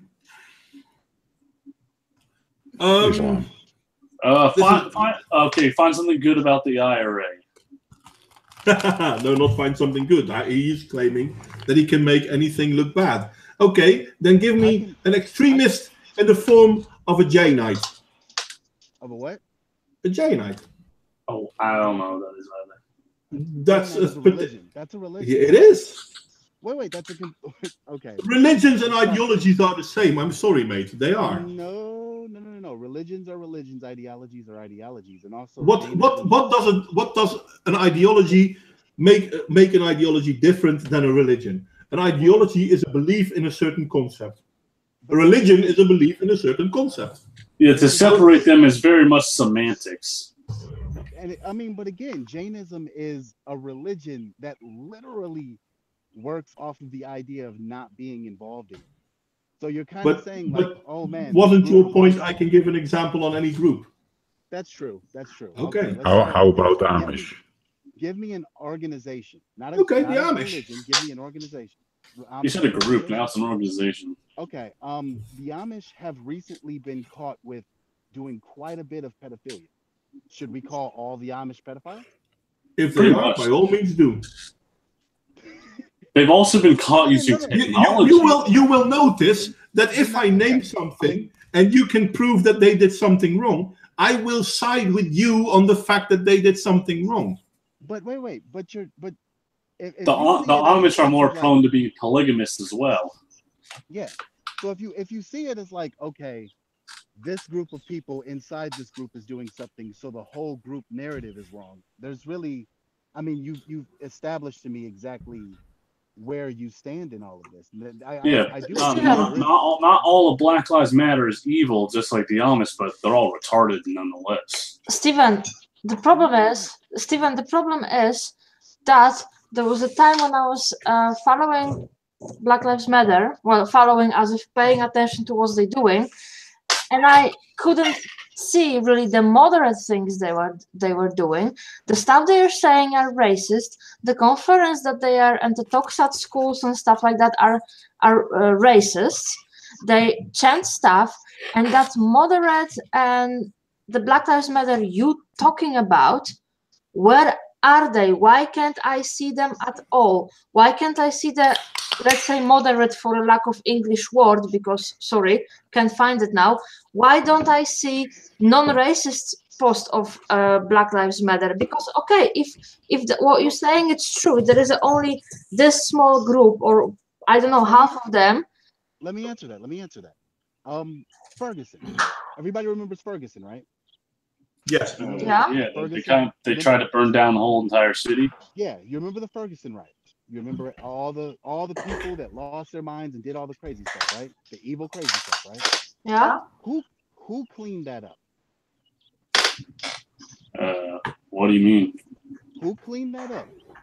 Define who cleaned that up, because your question leaves a lot of options open. No. It was legitimately the people who were there early during the protests and left before the riots happened were the ones that were like, hey, we did not anticipate for this to happen, and they were the ones that helped board people up and cleaned up the whole there were a lot of black people. There were a lot of people in the Ferguson situation that actually tried to prevent the rioting and the demonstrating the way it went wrong. Yeah, so when you ask, so if that's what you're meaning, yes, I agree with you. There were black people who were trying to stop this, but these black people were not part of Black Lives Matter. Yes, they are. No, they were not. They were not. I was there. Yeah, I believe that you were there. No. Here, I'm going to be honest with you, 100% honest with you. When we left, we started seeing things get a little serious. And again, a lot of stuff happened that a lot of people didn't report on both sides. When we left, that's when everything started going crazy. We came back the next day and went, this is not us. And we helped clean it up. Do you know how many cameras were there while we were cleaning everything up and making hardly any at all? I saw 1 or 2 videos on it. Right now, it's really feeling like a no true Scotsman fallacy. Yes, that's the problem. No. And again, like I said, you can do, like, that's why I keep coming back with. Oh, we're seeing all these situations where Black Lives Matter was there, and wherever they are, this situation happens, but it's still somehow not Black Lives Matter. But again, is Charlottesville happened? Is that the entire right wing? No, actually, Charlottesville happened because of the left wing. This has now been really proven. There were left wing people threatening the guy in the car with guns, This has been proven. Then there is a guy who hit the back of the car with a 2x4, which made a loud banging sound, which has been proven. This happened after the guy was threatened by people with rifles. He then floored it and ran into the crowd. This has all been proven. So this is not a right-wing cause. This is a left-wing cause. That hasn't been proven. That's Yeah, been it argued has. from one side. No, it hasn't. No, it's been proven. It has been. No Police court- records, eyewitnesses accounts. No court has said that happened. And I'm Not saying- well. No court has ruled on it yet because it's still under. So But right now, all listen. we have is arguments on both sides of what happened. No. Any proof. There is video evidence of this. There's video. Okay, wait, because they're showing two sides to that video evidence, and that video evidence also shows the kid started hitting people, got in his car, and as people were chasing him, that's when he rolled into a bunch of people. Fair enough, but they were chasing him with guns. Well, He started didn't bring hitting guns to the thing. And let's be honest, the only person that fired a gun was right wing. No, it wasn't. Yes, it was. No, it Fired a wasn't. gun, They the actually only called person- themselves. What was it? I have to look it up again. Rebel something. They are a left-wing Antifa-aligned group. No, the only person that discharged his weapon at another person. And they No, that's actually not showed true. it on video, and he's being arrested. No, Oh, but that's a different situation. We're not talking about the guy in the Camaro driving into people. You're now talking about a different situation. You're talking about the guy who discharged a gun into the ground because another activist was using a body spray as a flamethrower. To try to keep people away. Like I said, both sides were clashing. But this is not the situation where the car drove into the people.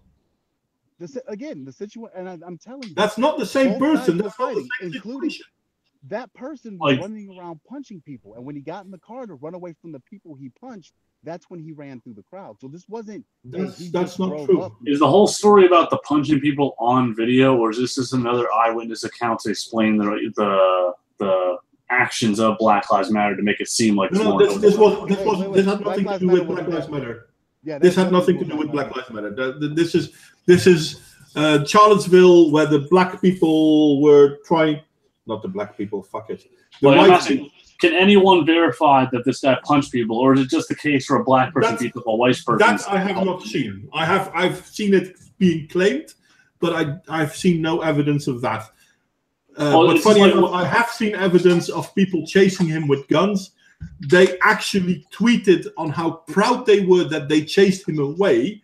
And just after that happened, someone hit the back of his car, which could be considered being fired upon. And that's when the guy floored it into the crowd.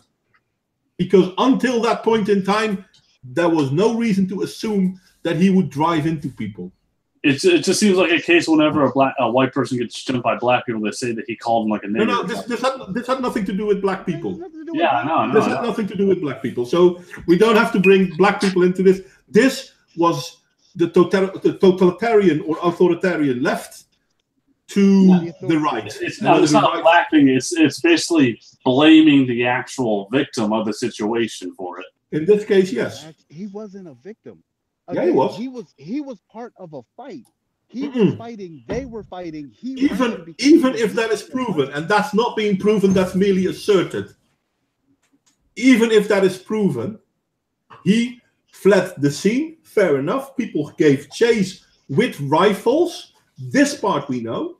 We know that people gave chase with rifles, whether he fled a fight or whether he was just in his car, because there is no proof.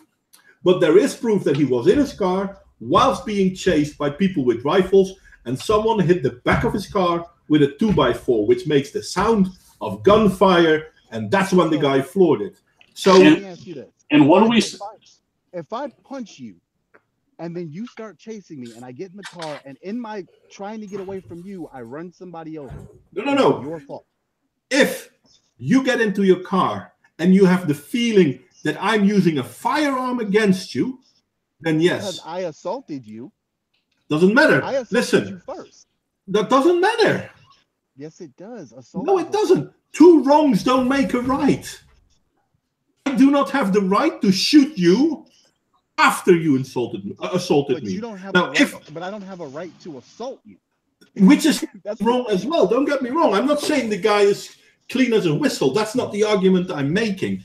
The argument I'm making is that by the time he's in his car and he's fleeing for his life, because that's what it looks like. The case is it wasn't an unprovoked assault. He's like, oh, I'm going to run some people over.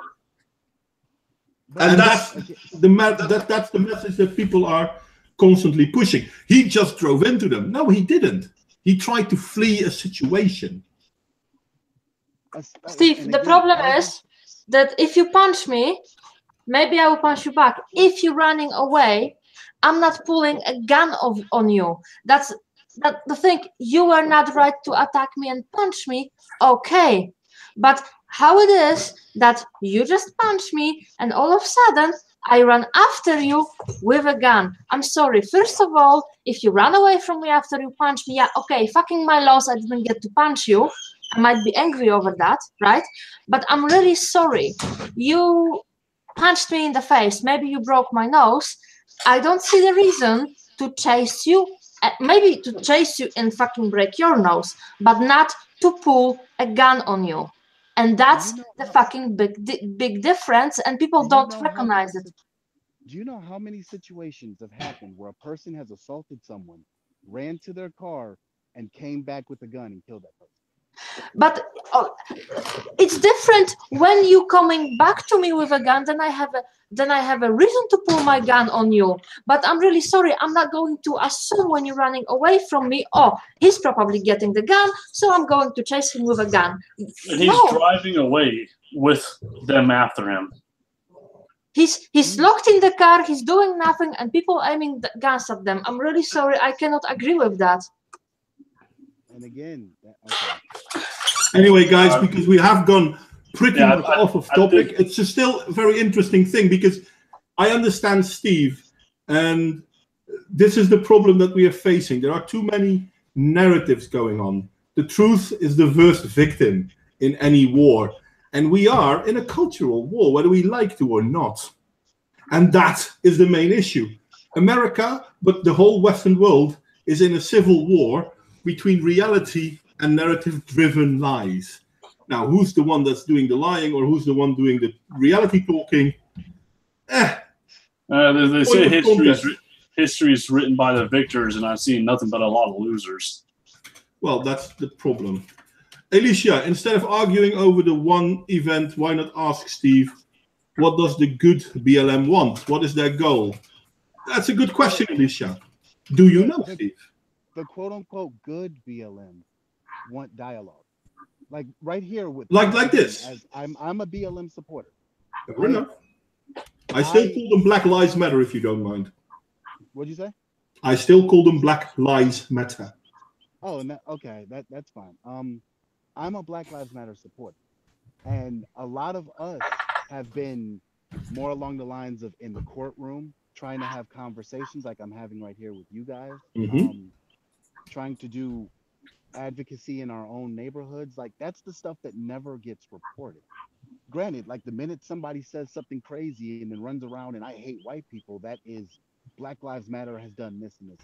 Okay, so I think the difference is you're acting as your own individual agent, and Black Lives Matter as a group itself is doing this.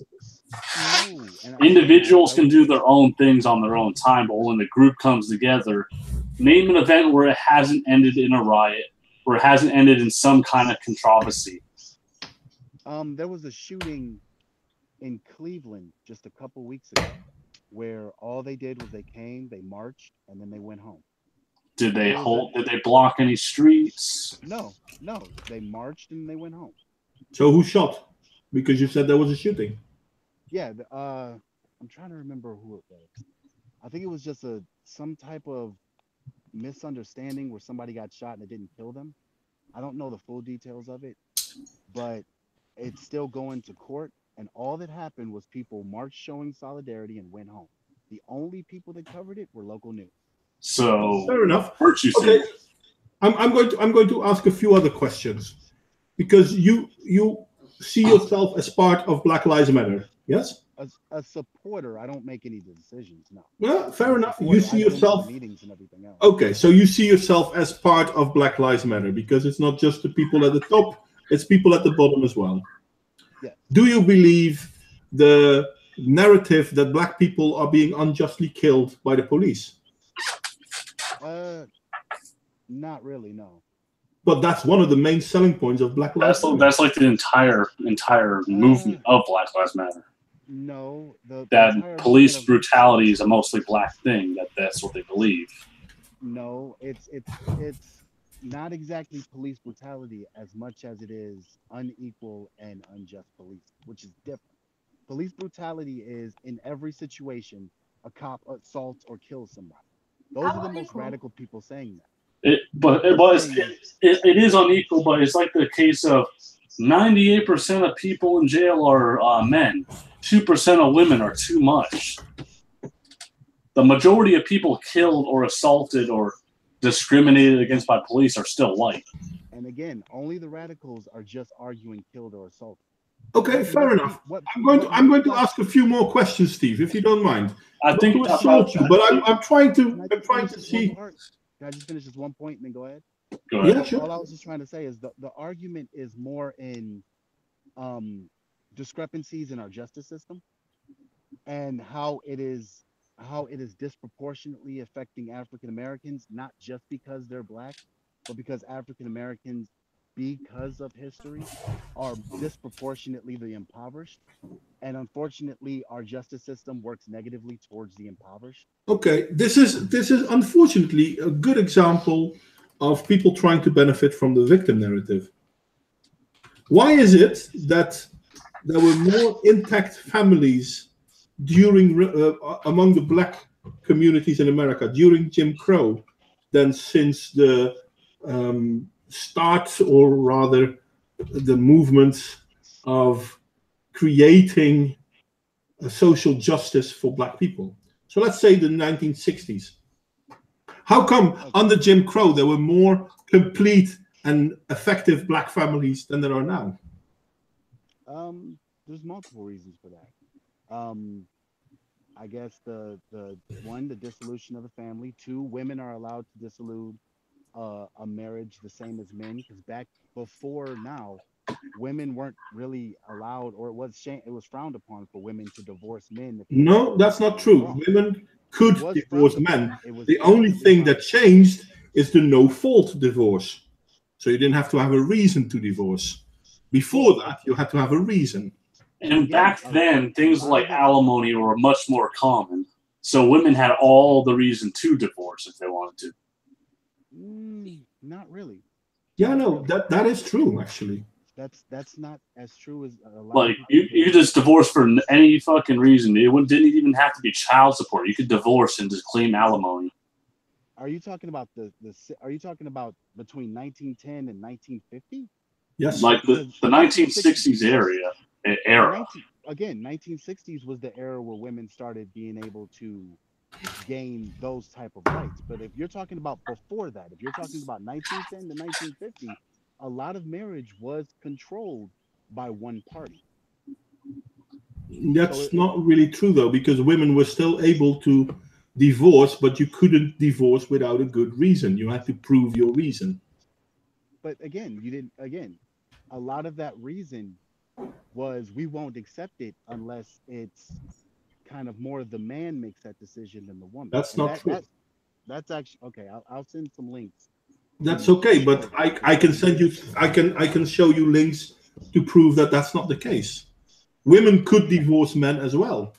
No one said they couldn't. I'm saying it was frowned upon at that. Yeah, but it was frowned upon when men did it as well. It's not like the fucking divorcing was a negative thing for the longest time. It's since the 60s. It's no longer a negative thing. But if we go back in time, being a divorcee was a negative connotation. And it reflected badly on you if you were a man or a woman. Not as much for the men as it was for the women. I disagree with you on that, mate. Well, that's fine. And again, I'll send you some links after to show what I'm talking about. Yeah, that's okay. But I look forward to it. We can point to that. We can point to two. Incarceration levels skyrocketed due to a lot of things being criminalized that weren't criminalized before or weren't focused on as much before. We can also focus on the fact that now that there are twice as many people in the workforce, since women are working more, personal value of the worker has dropped, which means there's um, a lot of people who are not able to focus as much on their relationship as they do on their work side of it. So they Oh, are I think it's a terrible thing that we are forcing men and women to work. And if we then also add, especially in America, the influx of cheap labor by illegal immigrants, basically you're destroying your country like that. So there's a lot of things that you can point at that show a great But not just destruction for of the black people. marriage on, yeah, for everyone. And But so black how people are come? affected. Black people How are come the affected black by people are affected disproportionately? three reasons: poverty, population density, and psychological disenfranchisement. Poverty isn't a good reason because there are poor white people as well, and there are more poor white people than poor black people, but they, on average, seem to have There's a that reason down why I better. said there's a reason why I said all three. They Yeah, have but to I'm go going to together. go by one. Poverty is not a good reason, because if poverty were a good reason, then you would see this disproportionate behavior amongst white poor people as well. We do not. Well, you do if you compare white poor to white rich. But See, that's not where if we you see compare white poor to black poor. Of course, because black But if we poor have a compare higher black, percentage of people in no, that no, no, no, no, no, combination there. no. That's not Black how rich. percentages work. There's Yes, it is. 30% of America is black. There is 70%. Well, it's less than 70% of America is white. If we look at the poor percentages, the percentage of poor black people is smaller than the percentages of poor white people. Even in raw numbers, there are more poor white people than there are poor black people. There's a reason I said poverty and not poor. Poverty is not just financial. That's the point. Poverty covers resource assessment. Poverty covers schooling. Poverty covers access to Yes, certain things.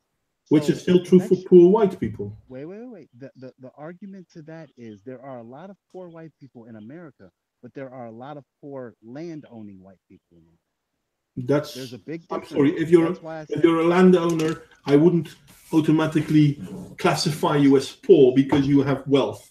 but the Owning system does. Any statistic you see that's talking about the poor classify poor white landowners as poor. That's why you see such a large number of poor whites that still have land. Fair enough, but even if we take those into account, which in all fairness I didn't, but we can still see that there are more poor white people without land than poor black people. Do you? Can you send me a link showing that? I have to look it up again. But yeah, I can. Yeah, I haven't seen that takes out the poor white landowner. If we look, for example, I think the American term is trailer trash. Yeah, that's true. White trash. Again, but they are not anywhere near the percentage of African Americans that are No, percentage-wise.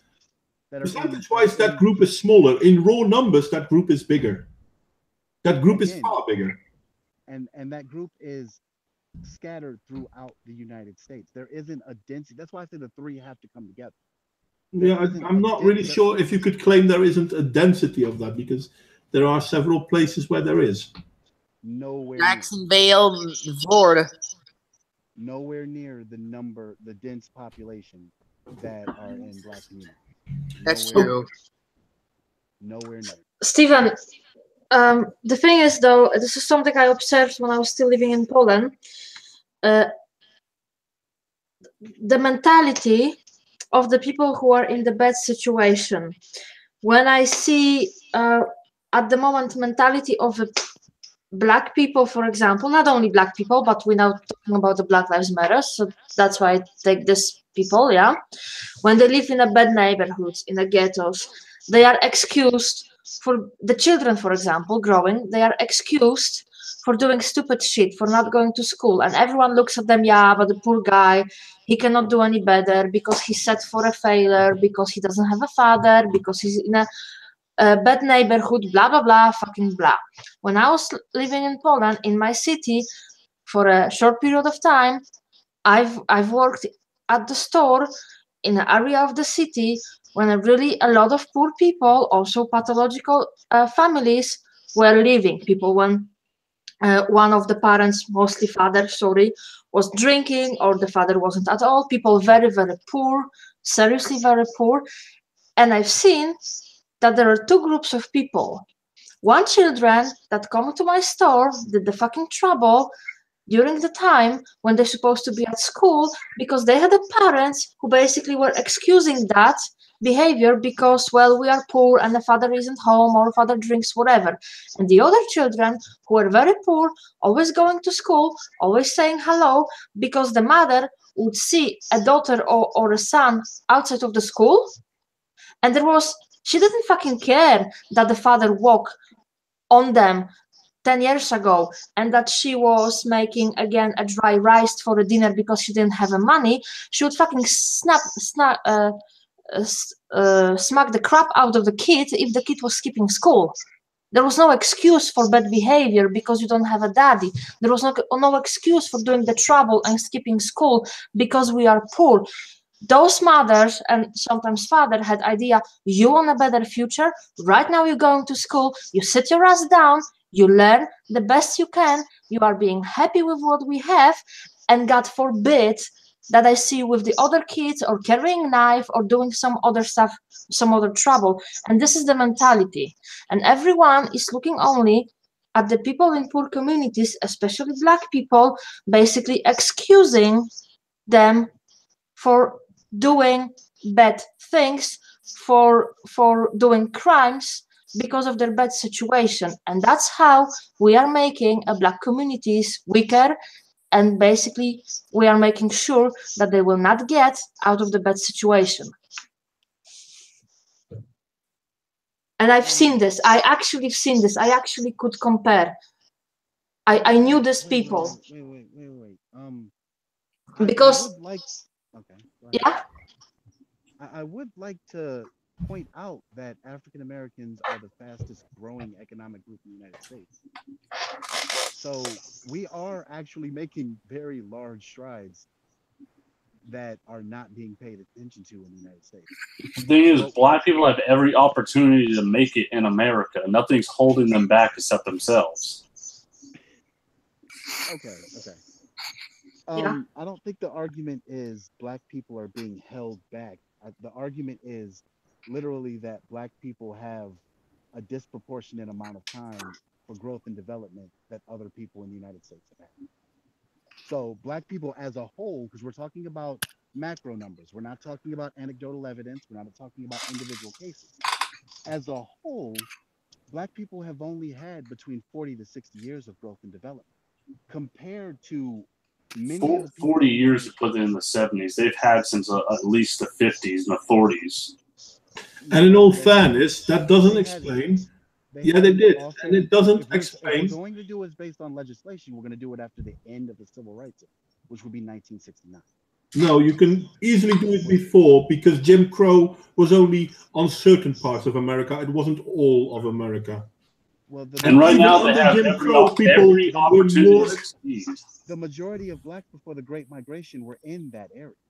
The Great Migration is what moved African Americans into the cities and the northern and the west side. Even during the Jim Crow era, there were more black people succeeding in America than there are now. And this is including the bad treatments of Jim Crow, which we can all agree that this was bad. Well, again, you do know that those numbers do not count a very large majority of people that were not counted in those statistics. So, again, we can argue based on certain statistics of that time, but even the people that did those statistics said there are certain parts of the country that we didn't even count. Well, we'll have to look into that then, because in all fairness, I think you and I are looking at different numbers, which is possible. I also think it's somewhat irrational to to assume that there was no development under Jim Crow. I mean, it wasn't like, all of a sudden, like black people were kind of, black Americans were somewhat, just they weren't allowed to do any. They were kind of what you call economically held back completely until Jim Crow. You had many developments. You had the Harlem Revolution. You had many cultural you had many cultural what you would call advancements in the black community, and they started to adopt the middle class norm. All of this was stunted after the 1960s when black people were when they left the what in the 1960s after the end of segregation, many black people just got up and of the richer, the upper class, just up and left their communities and practically left no chance of employment, and it pretty much stagnated any development of the black community that probably would have happened. So while the end of segregation was a good thing, it's kind of a paradigm. There's kind of what you would call what is it called again, where something is contrary to another. Wait, it's like before you go any further, have any of you read about the Great Migration? Does anybody know what the Great Migration is? Isn't that after the end of slavery? Where the places where black people started moving towards port cities? But do you know why they started moving towards those cities? Because those were the places with economic development and economic opportunity. That was the only reason?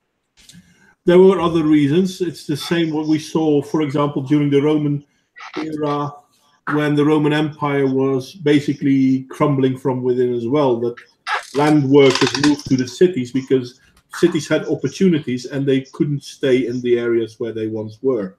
Okay, so I'm gonna try to give like a short recap of what all happened. At the same time that African Americans started moving to the northern cities to start working at the more industrialized areas, was the same time that the industrialized areas started moving out and started working with international trade, which means millions of black people that took that small amount of money that they had to try to move into the cities ended up into a city that was slowly collapsing in on itself. Which the problem was now you're in a situation to where not only did property values increase across the country, okay, but since you moved into those cities, your property and everything around it has devalued to near zero. yes. So that means a lot of people were unable to move back out of a depressing city, which is why you see so much overpopulation in many of these cities. But in all fairness, on top of poverty, on top of psychological disenfranchisement, because those three. No, the psychological disenfranchisement is not something I'm easily conceding right now. But in all fairness, if we look at, for example, the Irish and Italian migrants from after slavery period, this is talking about early 19th century, early 20th century. Okay. How come these people were able to manage? Do me a favor. Type in crime rates. Oh no, crime was through the roof. I'm going to say that for sure. But who committed those crimes? Those were those same immigrants that you were talking about. I know. Those immigrants. That's what I'm saying. When they got there before the 1945 and 1930 redistribution, crime rates were through the roof in those same exact areas. But how come these groups managed? That's my question. The redistribution. No, because if we look at Koreans that came well after that, they are managing as well. If we look at Nigerians who came well after that, they are managing. But American blacks, on average, have a harder time. And I can answer that. Those Koreans, on average, had a very, very high income in their home countries before coming here. That's not true. That is most of the no, that's not true. Most of the Koreans in America now were either from farmland South Korea or from North Korea. That's not they true. Fled their country. They didn't take their wealth. Do you know the second reason why the LA riots happened? Not just the Rodney King situation, but you know the second reason why the LA riots happened? I'm listening. The Koreans that came from South Korea at that time had the capital and actually had the assistance from the United States government to buy up almost every commercial property in that area. So that area had a couple thousand Koreans actually hold the majority of the wealth because of both bringing in the income of their home nation and the assistance from the United States that no one else was allowed to access. Because of that, there was a lot of clashing between the Koreans and the blacks of that time, which led to a Korean actually shooting a black person, a black girl in the back of the head, which was the second reason for the LA riots. So there's a lot to the immigration argument. Steve, I understand your point, but what I find funny is this is a technique I'm often teaching my kids at work. If you want to find part of the reason of conflict, draw lines. Look at all the conflicts and look at where all the lines go. Okay. And if more lines go to you than to other people, you're probably a bigger part of it. That's a weird way of looking at it, because that actually. But it's a very accurate one. Not exactly, because yeah, it is. That fuels. So basically, what you're trying to tell me is that black people are often part of crime and often part of conflict, but they can't help themselves. It's because of the circumstances. That's not what I'm telling you. I'm telling you black people are the highest in crime for the same reason that those immigrants in the 1910 and 1940s that you were talking about were the highest in crime. But those people moved away from the crime. What happened? Wait. When did they move? When did they move? When did you see the largest movement of those immigrants from the cities to the rest of America? What time? No, they didn't move to the rest of America. Most of them actually stayed in New York. No, they didn't. But the crime diminished. Look at the statistics. The largest movement and growth and development of the United States from people from the cities to the more rural and suburban areas was between 1945 and 1960. That was directly because of both the subsidies, the FHA programs, and the I can't remember what that is called. And because of the distribution of the VA bill before property prices could catch up to it. That is why there was such growth in that 15-year period. I'm sorry, I'm going to give the word to Short Story for 1 second. You know, the thing is, though, I'm going to keep it short. Maybe we can talk about it some other time. I love to hear also about the history of black people in America and how difficult it was. The thing is, though, I don't understand why somehow my difficult history of my great-great-great-mother should prevent me from going to school now. And I don't understand why do I so often hear from black people basically hearing that when they go to school, when they attend to school, the other people in the area, the neighbors or so can, call them, what are you, white now? You're going to school? What, you think you better yourself? Basically, when they try to better their situation, get the education, go to school, then they get often attacked and discriminated against them from the very community they're from. And I hear it from the black people. I hear it that actually from the black people who are saying, yeah, why is it in our community like that? That when you try to attend education, to better your situation, to better your future, you are called the names, you are basically laughed at, and people are basically telling you, what are you better? What are you white now? What are you, don't remember you black? I'm really sorry. And the thing is that I don't want to constantly address the history of black people because, a lot of people, a lot of cultures had it. Yeah. Can I answer that? Yeah. You do know that the highest percentage per capita of people graduating from college are black women.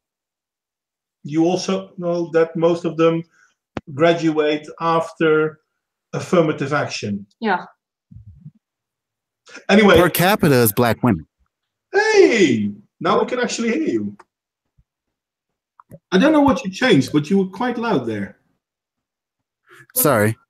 See? Yeah. Fucking hell, you should have done that sooner, mate. Anyway, we are going to call it quits. It's well past the sell-by date, so to speak. Normally, I'd like to stop at 1:30 my time, and it's now 1:45. Steve, you make an interesting topic. This is something I'm well willing to discuss in a different hangout because, yeah, I'm going to call it quits now. But in all fairness, That's fine. I have to tell you that there are. I understand where you're coming from, but I disagree with a lot of your points. And it's not that I'm against black people, because, for example, and this is something I mentioned in one of my videos some time ago, the highest group of educated people in America are Nigerian people, Nigerian immigrants. They outscore every other group in America. But unlike most black people in America, they did not benefit from the 300-point SAT score bonus, which, in all fairness, is a negative thing. Because if you give black people a 300-point SAT score bonus, they might go to universities where they will not manage, and this happens, which is a problem. I mean, if there are plenty of black people that are smart. Hell, I'm a great fan of Thomas Sowell, for example. But if I'm smart, but I'm high school smart, and you drop me on a university, then I'm going to flunk university, and that's going to crush me. Whether if you had put me into high school, I would have succeeded, and it would be a success story. And that's the problem. If I went to your country, and one sec, mate, one sec. I'm going to remove because I boosted you. No, that's okay. If I went to your country and I picked out the highest scoring individuals in your country and brought them to my country, of course those highest scoring individuals would have a better score than the country as a whole. Sorry, mate, but on this you're really wrong. But I'm not going to explain to you why now, because I am going to call it quits. But yeah, rest assured, the reality is a little bit different than that. Anyway, I would like to thank everyone who came along. Steve is the only one left here together with Short Story and me. Everyone else had already left. I did enjoy our talk, even though the last bit was more about the whole Black Lives Matter narrative than the victim status. But then again, it fits well together because, in all fairness, it is part of the problem. That being said, I don't think black people are any less than white people. Hell, I have a show, not the show, I have videos about that as well. Next one coming soon. But we need to stop with this whole victim narrative, because the victim narrative will only increase in numbers, destroying merit. And we need to go back to a merit-based society. Anyway, normally I would give people the last word, so I'm going to do that too. But considering that there's only Short Story and Steve, any last words? Yes, I would just like to leave with there's a large difference between a victim narrative and understanding differences in generational growth and development. I think the two keeps being conflated. And it's not just in this conversation. I think overall, we need to stop conflating victim narrative and just noting disparities. But other than that, I do agree that there are victim narratives that do need to stop. And I think that's where I'll stop there. I'm not going to start the conversation again. Though this is the second time I had you on my stream, Steve. I do like you to be here, even if we don't 100% agree. Because it's good to talk to you.